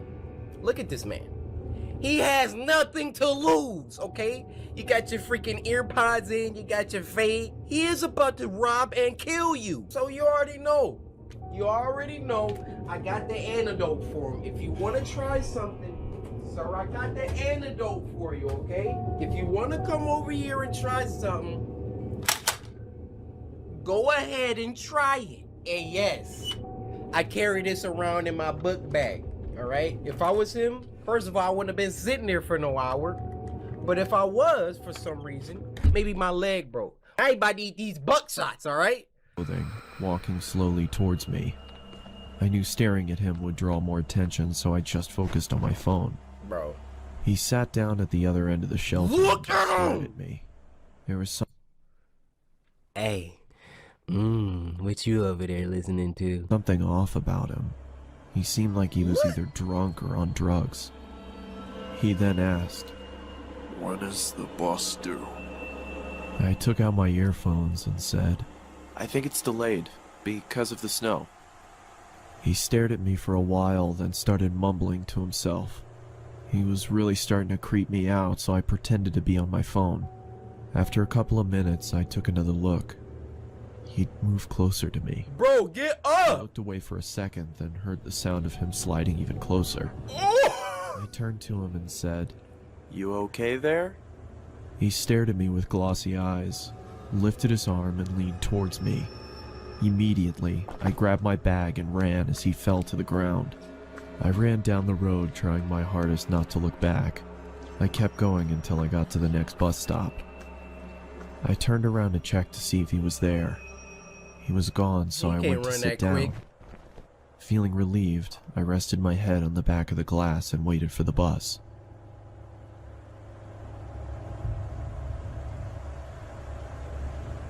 Bro. I jolted and turned around to see the same guy staring at me through Are the you glass. serious? What the hell is wrong with you? Then he started walking around the shelter towards me. Bro, get up! I'm warning you, stay back. I yelled in panic as I was backing up. I wanted to run, but I left my bag in the shelter and I couldn't leave without it. I wanted to run, but I couldn't run without my backpack. What you got, the T-virus in there? You got freaking nuclear codes? What is in this bag that's worth your life? Bro, my baby could be in that bag. I'm hitting him with the swim move and I'm out. Suddenly, the man leaped at me and I quickly moved out of the way. He fell to the ground face first. Gosh. I froze in shock, then noticed the blood coming from his face. I tried to get a response out of him. It's like a but body nothing worked. himself. I called the police and paramedics and they arrived shortly after. I told them what had happened and they told me that the guy was on prescription drugs. They found a photo in his wallet of him and his son. The boy looked just like me, so we assumed he thought I was him. I later learned that he had lost his son in a custody battle and went off the rails. He was taken away for treatment, and that was the last I saw of him. Dang. I got my driver's license shortly after, and have never been on a bus since.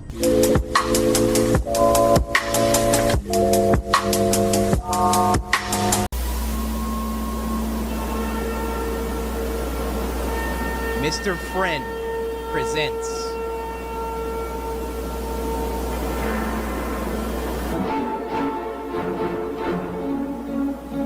Timothy and the Man with No Mouth. Oh, this seems professional. It was an ordinary night at the Green residence, and little Timothy was getting ready to begin his maths homework on his new computer he'd received for his birthday. Okay. Nice. The only trouble was, Timothy wasn't very good at maths.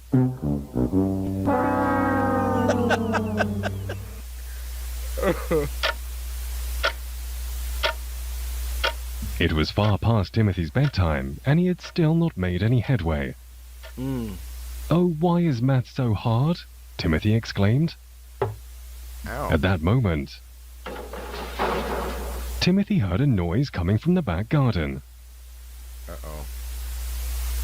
Don't. What was that? Don't explore, Timothy. Sit down. Timothy looked out of the window to see what made that noise. It was very dark. What the frick you got going on back there? Can y'all see that? Okay, I see a lawnmower. What's that stuff to the left? Is that like a freaking jungle gym back there? I could have sworn I heard something from out there. Huh?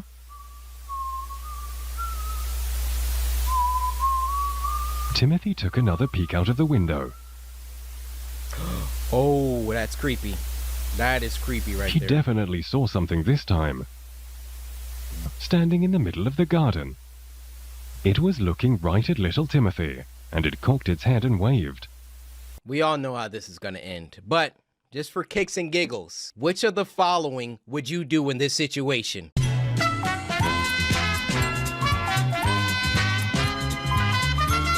People that chose A or B, good job. Who on earth is that? Timothy gasped with affright. Close it. Thank you, Timothy. Close the curtain. He didn't want whoever that was looking into his room. Who was that? Why did they have no clothes on? 100 questions raced through young Timothy's mind. But then he quickly remembered. He still had to finish his maths homework by tomorrow. Bro. Ask your parents or somebody. Don't just stare at it forever. 30 divided by 5. Oh, now you're getting sleepy. Oh. Clearly, it's 5. But the thing is, like, if you don't have help... Just when Timothy was drifting off into sleep, he heard something right outside his window. Oh, no. Huh? What, did he have a ladder? Don't tell me this man levitating. Timothy knew he shouldn't go and see, but he was a curious little chap. Curiosity gets you killed. Remember that. Ooh!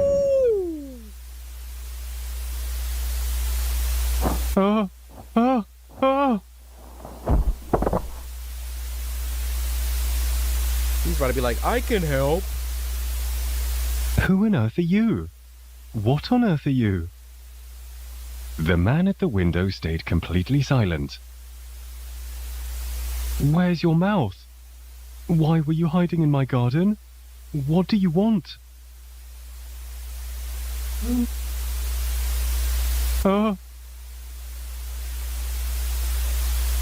Yeah, he's going to give him the answer. Huh? What are you trying to say? It's like your math problem, you idiot. My maths problem? Are you trying to help me with my homework? Well, I see. Timothy slid over to his computer and cautiously pressed the number 6 on his keyboard.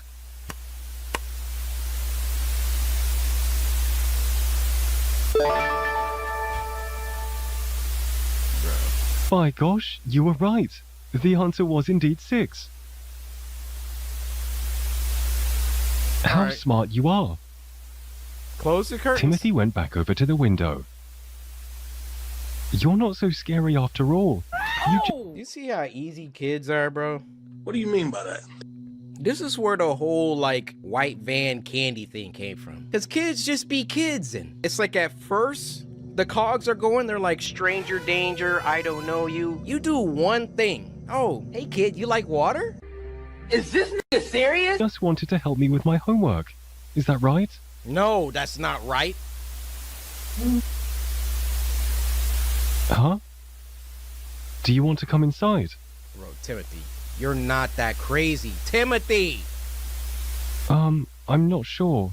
I'm not really supposed to be talking to strangers, let alone let them in my bedroom. Right, Timothy. I'll tell you what, though. Since we're now friends, you can come back tomorrow and help me with tomorrow's questions. Hey, Timothy, finessing him. He's like, The man then slunk off into the night as Timothy went to bed.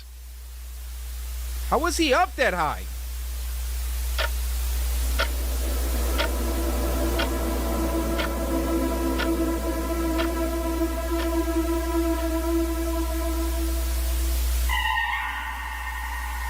He didn't close the curtain back?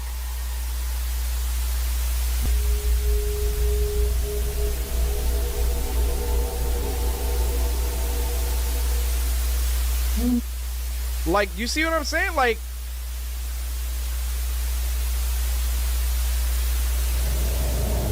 huh?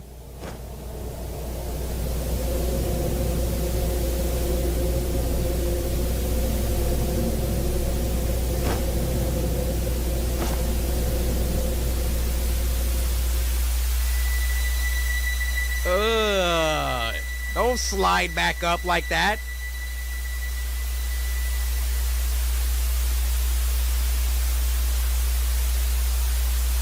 The next evening, Timothy went up to his room to get started on his new maths homework.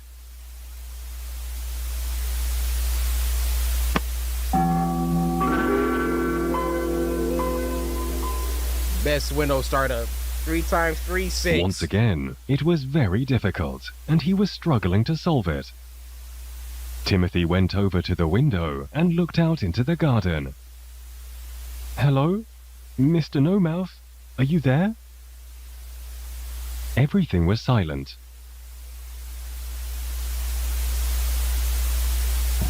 Oh, I guess I'll have to solve this one myself then. Timothy, are you At that not paying moment, attention in class? Timothy heard a familiar whistling coming from outside.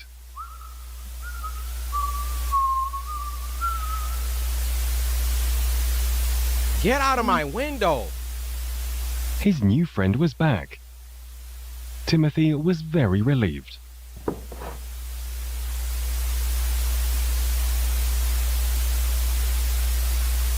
Thank goodness you're back. Bro, I'm about You to can help me throw with my up homework now. Looking at that thing. What's the answer? The man stared at the computer screen. What's the matter? Is it too difficult? Well, come and take a closer look. Timothy, you just gonna give him the keys like that? Oh, you're dead. You're dead. You're dead. Oh, this is disgusting, dude. Oh. I'm so glad you're here to help me. It's wonderful to have a friend like you now. By the way, I was wondering, how do you whistle when you have no mouth? For the free ski? Just open the window, huh? Oh my goodness.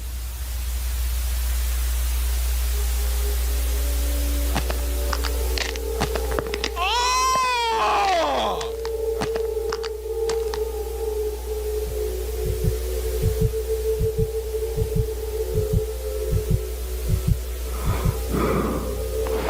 Oh my goodness! Oh my goodness!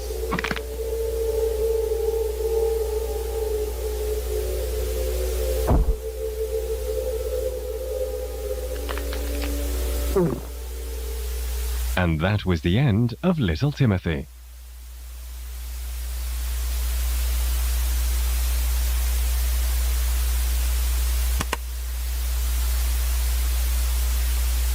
Oh, he gonna do the math problem, huh?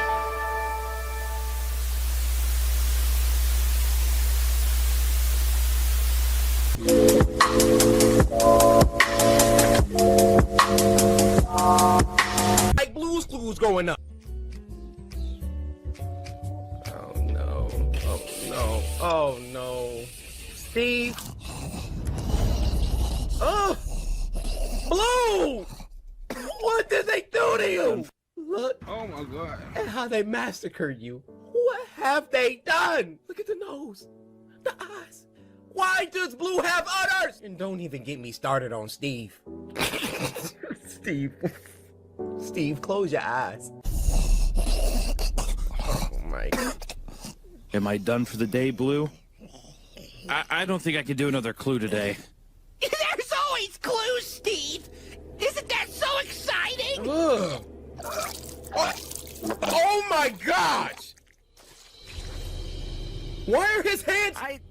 I need a break. Okay, just give us a little bit of normalcy, please. Stop licking my face! Give your dog what he wants. Be proud of your dog. It's your dog after all. Okay. He's trying to make more clues. Steve, Blue's trying to show you a clue. Ah, Steve! You gotta take these letters out of me, man. Hey, Steve! Steve, Blue's trying to show you something. Hey, you been ordering a lot of Prime, Steve? Steve, looks like Blue's trying to show you a clue. I'm stuffed to the brim, pal. It's a clue, Steve. It's a clue. Just pull I'm uncomfortable. Free me of a letter, Steve. I'm trying to tell you something. What? Oh! Oh! Oh my! Blue! What?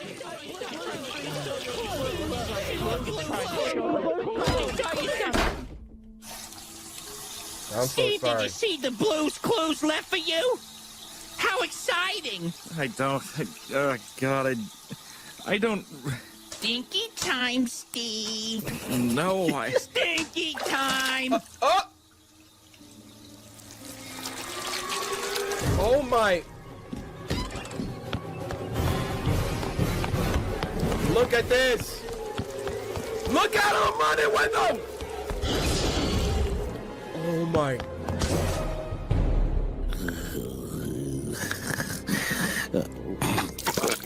Blue! Oh my gosh! Just lie down and Steve, die. look! It's more clues, Steve! Steve, look, Steve! Steve, look, it's more clues, Steve! Mailman's coming, Steve! Oh, look at all these clues! Clues, Steve, they're clues! I can't. I can't. Shut up! Stop the noise! Shut up! Shut up! Why don't you all just shut the f up? I don't want to look at your face! Your blue hair, your beady, gross eyes! Dude. You disgust me! I'm about to freaking die. You've lost all resemblance to the dog that I knew! Actual fact. I can't remember the last time I looked at you with any kind of happiness. I hate you, Blue. Dang. I really do.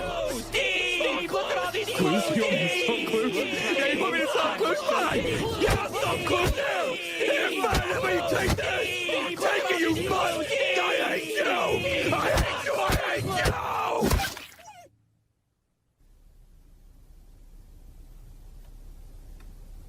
you! Blue? No, no, Blue, please. No, no, no, no, Blue, please, no. Give your dog what he wants. Be proud of your dog. Don't leave me. Trust me, you'll be Please glad you don't did. leave me, Blue. Please don't leave me.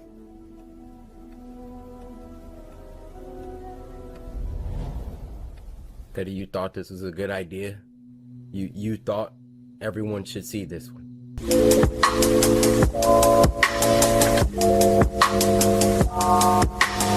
By Grumbled Entertainment, and it was sent to us by It's Yoch, who said, "Hey Corey, big fan. I don't know why, but this video gave me goosebumps." Y'all see that? Can I have a Nutri-Grain bar? Listen. Wait, why is this one cut in half too? You been nibbling on my bars? Yep, so have. Okay. So this is clearly gonna be some subversion of our, you know, childhood innocence. White noise. It's giving Mandela catalog. Once upon a star, there lived a boy named Kalen. Okay. He was a happy little tot of 6 years old, and on his birthday, he received a very special gift. Interesting. His very own photo camera. Kalen loved the camera, so much that he took it out every day, snapping photos of anything he could. A picture here, a picture there. Wow. Until one day, a terrible accident happened. Uh-oh. Oh, he dropped it in the street. And the camera broke. I heard a car horn. I thought it was going to be in the street. Kalen didn't sleep a wink. Haunted by thoughts of his once perfect camera late into the night. That was when a sudden sound caught his attention. Okay.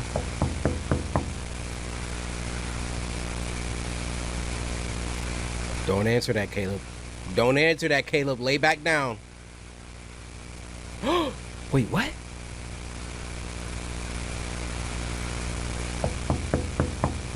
Oh boy. Oh boy. Getting chills.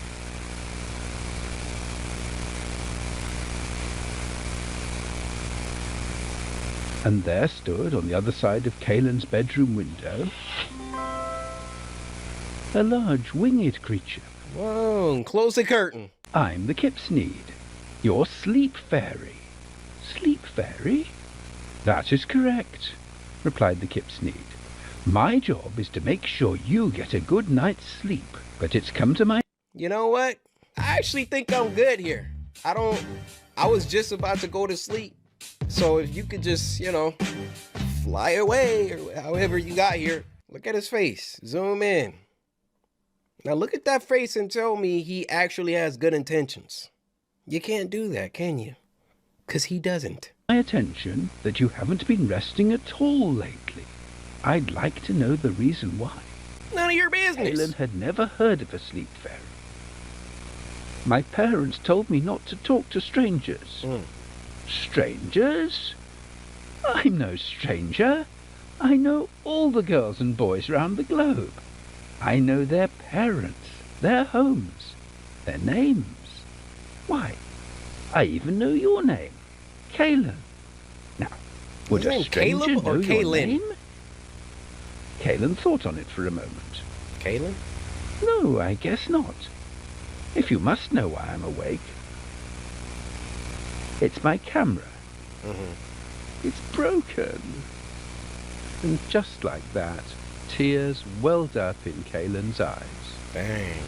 You really sad about Let that me camera, see. huh?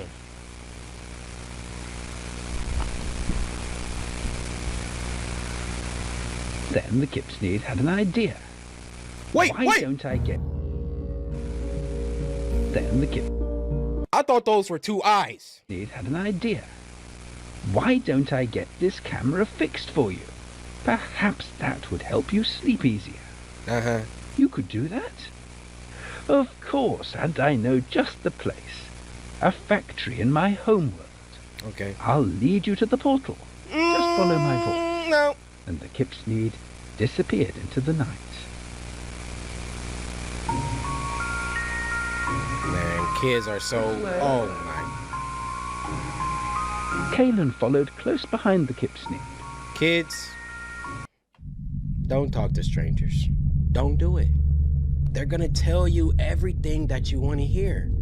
Oh, your mom said it was okay. Oh, I got candy in the back. Oh, I got the new Nintendo Switch. And then they never gonna find you. I'm sorry. Snapping photos to mark the way in case of getting lost.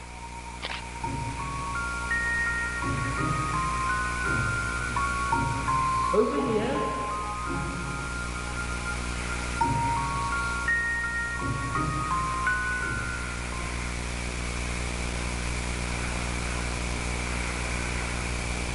This dude dead. At last, Kalen reached a house. Kalen about to die.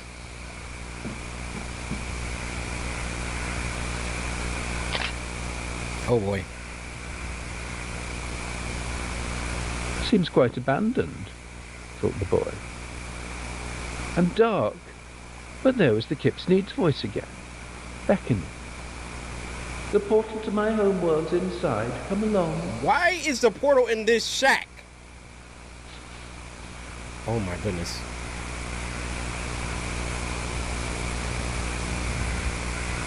I heard them leaves rustle behind him. I must have my camera fixed. So, in spite of his obvious fright, Kalen marched into the home. Oh no. Yeah, he's a goner.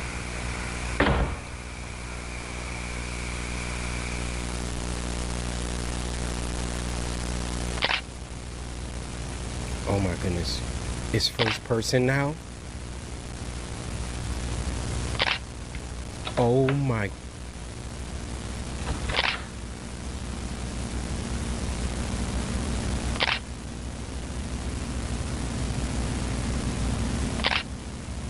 Oh.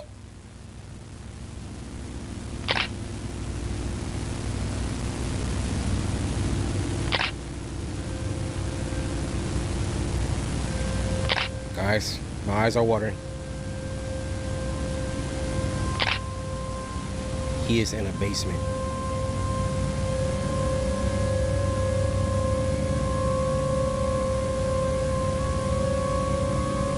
you're dead now, kid. You're done.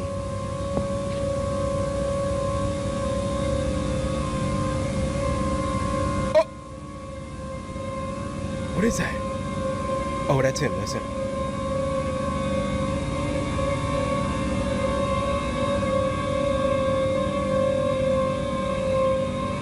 What is it? Oh, you're done. You're dead. Oh, that is creepy. Oh, he's dead. Some weeks later, authorities discovered the basement. Oh! The rest of the boy was never found.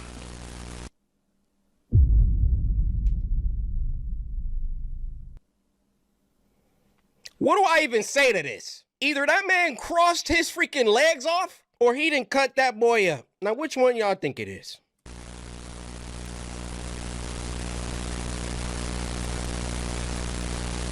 Yo, Braden Ortiz, you did that.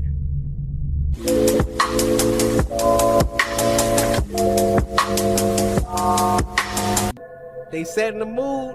Oh! I know y'all see him. Narrated by none other than Terrence Nicholson. Voice acting is about to be on point automatically.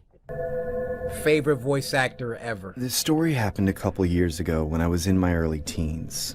It all started when I went to the movies with my friend Sam to go see the world premiere of The Dark Knight. The movie garnered a lot of notoriety at the time, obviously due to Heath Ledger's leading role as the Joker. I personally thought it was the greatest movie I had ever seen, considering I've seen almost every Batman movie that ever existed. I decided to buy some Dark Knight merchandise at the vendor Terrence Nicholson shop who's located in the theater. What appealed most was how cheap the Batman masks were selling for. I didn't have a Halloween costume picked out for October yet, and neither did my friend Sam. We both Easter egg. collectively purchased one mask each and figured it would make for an easy costume to trick-or-treat with. I can honestly say it was an astronomical improvement from the cliche bedsheet over the head ghost I was last year. Fast forward to October 31st. Me and Sam both wore our Batman masks and began going door to door, looking for an opportunity to fill our candy sacks faster than any other trick-or-treater on the block. Trick-or-treat! Well, happy Halloween, Batman. I mean, Batman. That's it? Lame. What you say? Boy, I'll snatch that bag out your freaking hands. Get off my porch. That's it? Lame. Get the hell off my property, you ungrateful twerps! The majority of the houses were pretty generous, with the exception of a few bad apples, to say the least. On this particular night, there wasn't many houses that had their lights on, which generally meant that they didn't really celebrate Halloween, or in other words, they weren't giving out candy. Facts. Me and Sam were understandably upset considering we'd been walking for at least an hour. I continued trick-or-treating while Sam began to head home through the pit located in the middle of the neighborhood. Why didn't I just stay home and watch SpongeBob? SpongeBob never gonna be the same. Pit was just a fancy nickname for the forest reserve, which was generally used for nature walks during the day. But me and Sam went there solely for the sake of a shortcut home. I began walking about half a block down when I see more houses without their lights on. Screw this, I'm going home. I eventually approached the pit while beating myself over the head for not leaving at the same time as Sam. As I entered the pit, I instantly had second thoughts of taking the longer route, as this route seemed nothing short of irresponsible and dangerous. I ultimately decided to man up and continue walking through the pit, as I didn't want to prolong my already dreadful night. Why the hell did I have to take this route? I can barely see anything. I knew I should have dressed up as a skateboarder. I would have been home already. I remember the pit being so dark to the point where I could virtually see nothing except for whatever my cell phone light was illuminating. No! What the hell was clown that? again. I began walking faster as I could hear faint sounds of what sounded like a maniac clown laughing. What the hell? Who's there? Who's there? At this point, I was so it's the petrified, McDonald's I clown. instinctively dropped my candy due to the adrenaline rush flowing through my body. I couldn't care less about the candy, as I genuinely felt like my life was in danger. Run! That's when I saw the source of the laughter standing a few feet in front of me. It was a man dressed as the Joker from the Batman movie I saw previously. He honestly looked like an exact replica of Heath Ledger's with a hint of blood on his costume. What made this more disturbing was how casual his demeanor was. He just stood there smiling at me like my appearance was amusing to him. No. I didn't want to express the fear I felt internally, so I tried to playfully marvel at his costume and say, "Hey there, I really like your Joker costume." No matter how hard I tried to keep a composed poker face, my body language and mannerisms couldn't help but show the fear that bled inside of me. Bro. He then took a couple steps closer to me as I began to cautiously take a few steps backwards. Hey man, what the hell do you want from me? Why so serious? Happy Halloween. The man surprisingly walks past me while I watch him in complete shock. What the hell was that? Was that some real-life Joker? At this point, I continued walking home while looking back every 2 seconds to make sure the man wasn't lurking behind me. I eventually make it home and watch a couple of YouTube videos, trying to forget the creepy encounter that just took place. That's when my dad pops into my room and asks me to answer the house phone. Hey, Mark, answer the house phone. Hello? Hey, Mark. Is Sam still with you? That's when I felt my heart drop to my stomach. Oh, that was his friend. No, he left to go home way before I did. Oh my god, why would you leave without him? He's not even home! Sam's parents ended up calling the police, which resulted in an entire block search party. What came of such an innocent Halloween night turned into a nightmare. Sam's remains were eventually found in the pit, with his face lacerated into an exaggerated smile, and his head decapitated from the body. I haven't trick-or-treated since, and I still live with the regret of not leaving at the same time as my friend. I informed law enforcement about the bizarre encounter with the man I saw that night.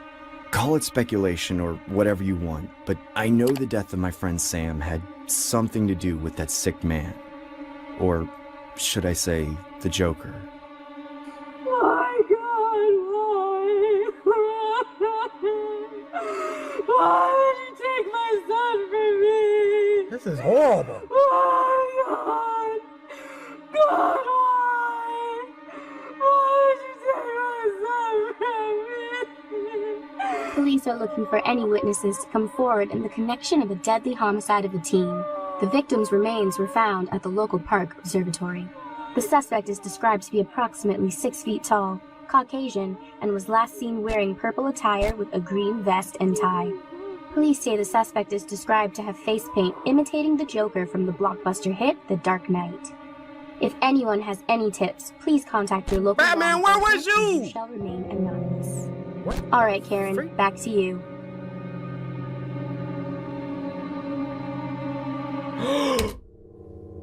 Oh, wait. She was from that other thing we watched. Oh, I love how all his animations are connected.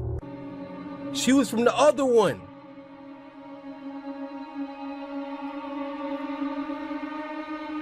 Look at him. Sick. Trick or treat! Well, happy Halloween, Batman. I mean, Batman. That's it? Whoa! Y'all see what happens when you ungrateful? Lame. Get the hell off my property, you ungrateful twerps!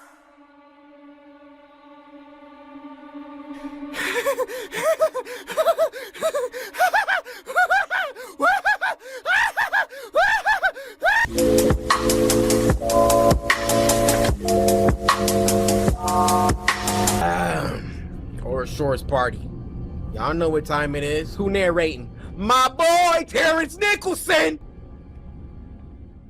And Ariane. I hate Christmas. I hate it with the most malice intentions ever. Why? As a matter of fact, the thought of Christmas makes my skin crawl. Bruh, why? I wasn't like this before. It's the best holiday. I used to cherish the holiday tradition, but all of that's changed now. It all started a couple years back when I was 26 years old. Okay. It was the holidays, so Christmas was around the corner while festivities were in full effect. Fact. Hey, I'm on my way to pick you up. I'm excited to go Christmas shopping. Hey. Yeah, me too. Talking to your girl? Me and my girlfriend Emma had dated since high school, so the bond that we shared was something most couples couldn't fathom, to say the least. Really? I decided to propose to Emma on Christmas. Figured I couldn't go wrong on such a monumental occasion. I remember it being a snowy evening when me and Emma went to the mall to do some holiday Christmas shopping. Bet. The mall was bombarded with more shoppers than usual as there was a holiday sale going on in almost every store. One thing I love about Horror Shorts Party, there are so many Easter eggs. Exhibit A, zoom up there. You see that? He was on one of them other episodes. Let's go back a couple frames. Foot lettuce, as in Burger King foot lettuce. Number 15, Burger King foot lettuce. The last thing you'd want in your Burger King burger is someone's foot fungus, but as it turns out, that might be what you get. Man, I love the Easter eggs. More shoppers than usual as there was a holiday sale going on in almost every store. I remember being in need of a festive outfit for my parents' upcoming Christmas party as my wardrobe lacked the attire. I decided to check out the clothing store Forever 21 as I could see they had a wide variety of selection from first glance. Some heat in there sometimes. I picked out an array of various Christmas sweaters and headed to the fitting room while my girlfriend waited outside for me. Y'all see what I'm seeing? Emma got that dump truck. Oh yeah, fits way better than my dad's lame hand-me-downs. Hey babe, how does this look? I noticed my girlfriend Emma wasn't there. Look at that shirt. I figured she must have gone back into the store to look at more clothes. As I left the changing room, I noticed from the corner of my eye that Emma was outside the store waiting in a huge line for something.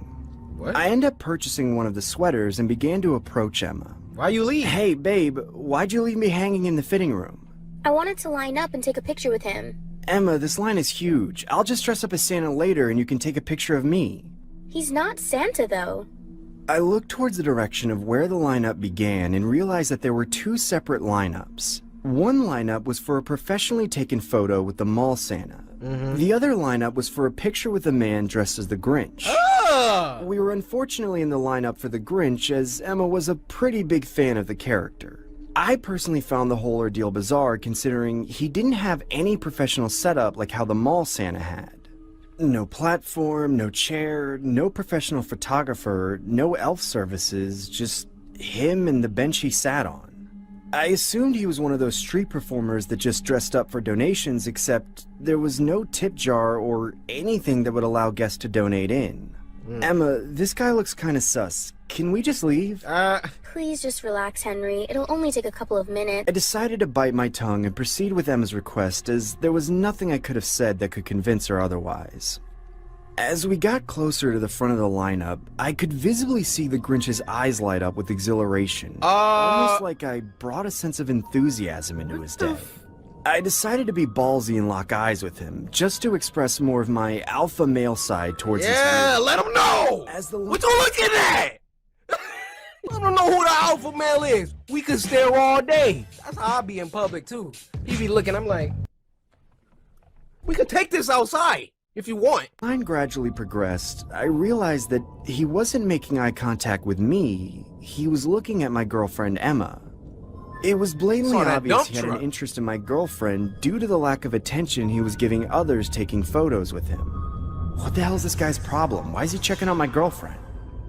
We eventually reached the front of the line and approached the Grinch to take a three-way selfie with my cell phone. Hey, buddy, the girl gets a picture first. Dude, that's my girlfriend. He sound like Jim Carrey too. Get behind the girl, kid. Stupid green prick. Another beautiful hoe. What did...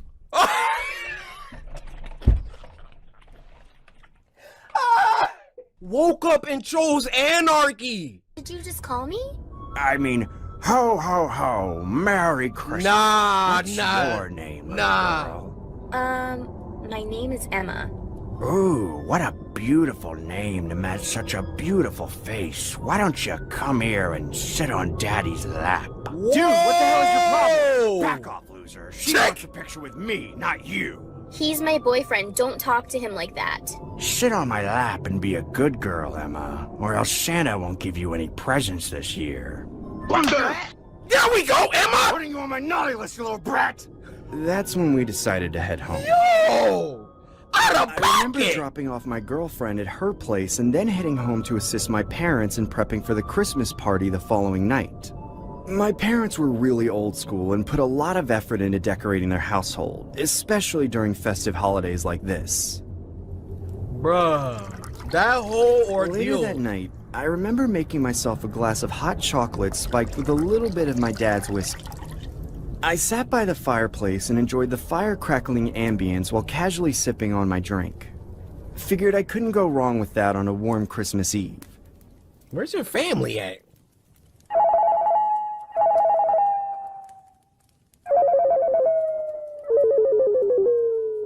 Oh, he lit. I remember hearing my cell phone ringing throughout the night. I recall being so intoxicated I couldn't see nor hear anything distinctively. Oh. Everything was blurry. It felt virtually impossible to move any fiber of my body, almost like I was stuck in a subconscious state of sleep paralysis.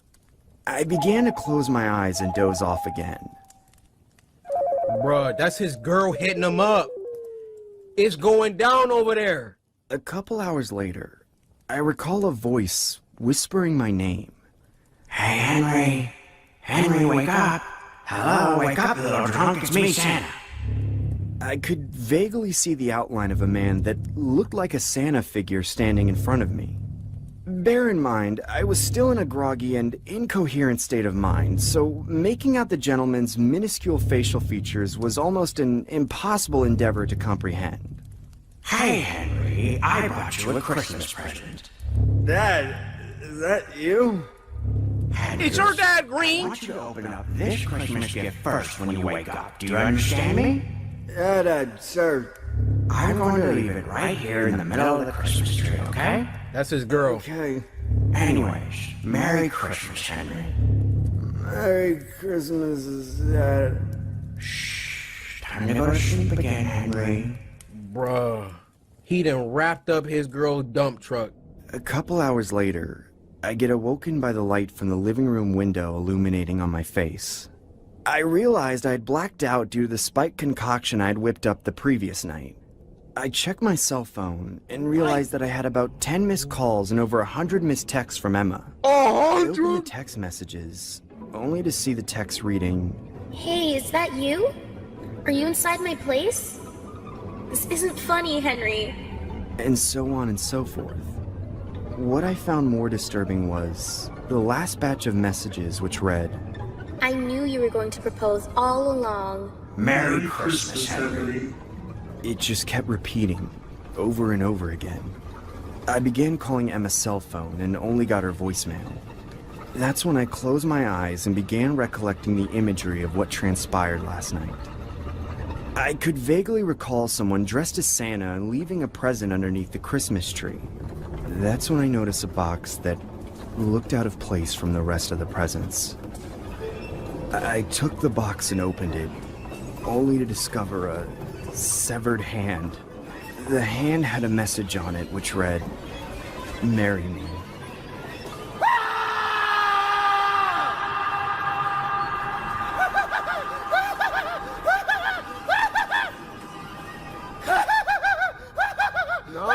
Terrence, why you laughing right now? That freaking Grinch. When all of that junk was popping off at the mall, yo, soon as my man started talking crazy. Alright, you guys, that's gonna do it for this week's episode of Spooky Scary Sunday. This one was a light episode. It had a little bit of everything, a lot of variety. I can appreciate that. You know, we had a little John Wick Kung Fu alien action. We had some weirdness with the girl with the pool table head. We didn't watch so many, I can't remember none. Now next week, I want more spooks! But that being said, Karen requires my attention. She gets kind of antsy when I'm away for too long, so be sure to follow me on Twitter, Send your videos. Hashtag Spooky Scary Sunday, guys. I'll see you next week. Cause my name is CoryxKenshin. You know what I'm saying?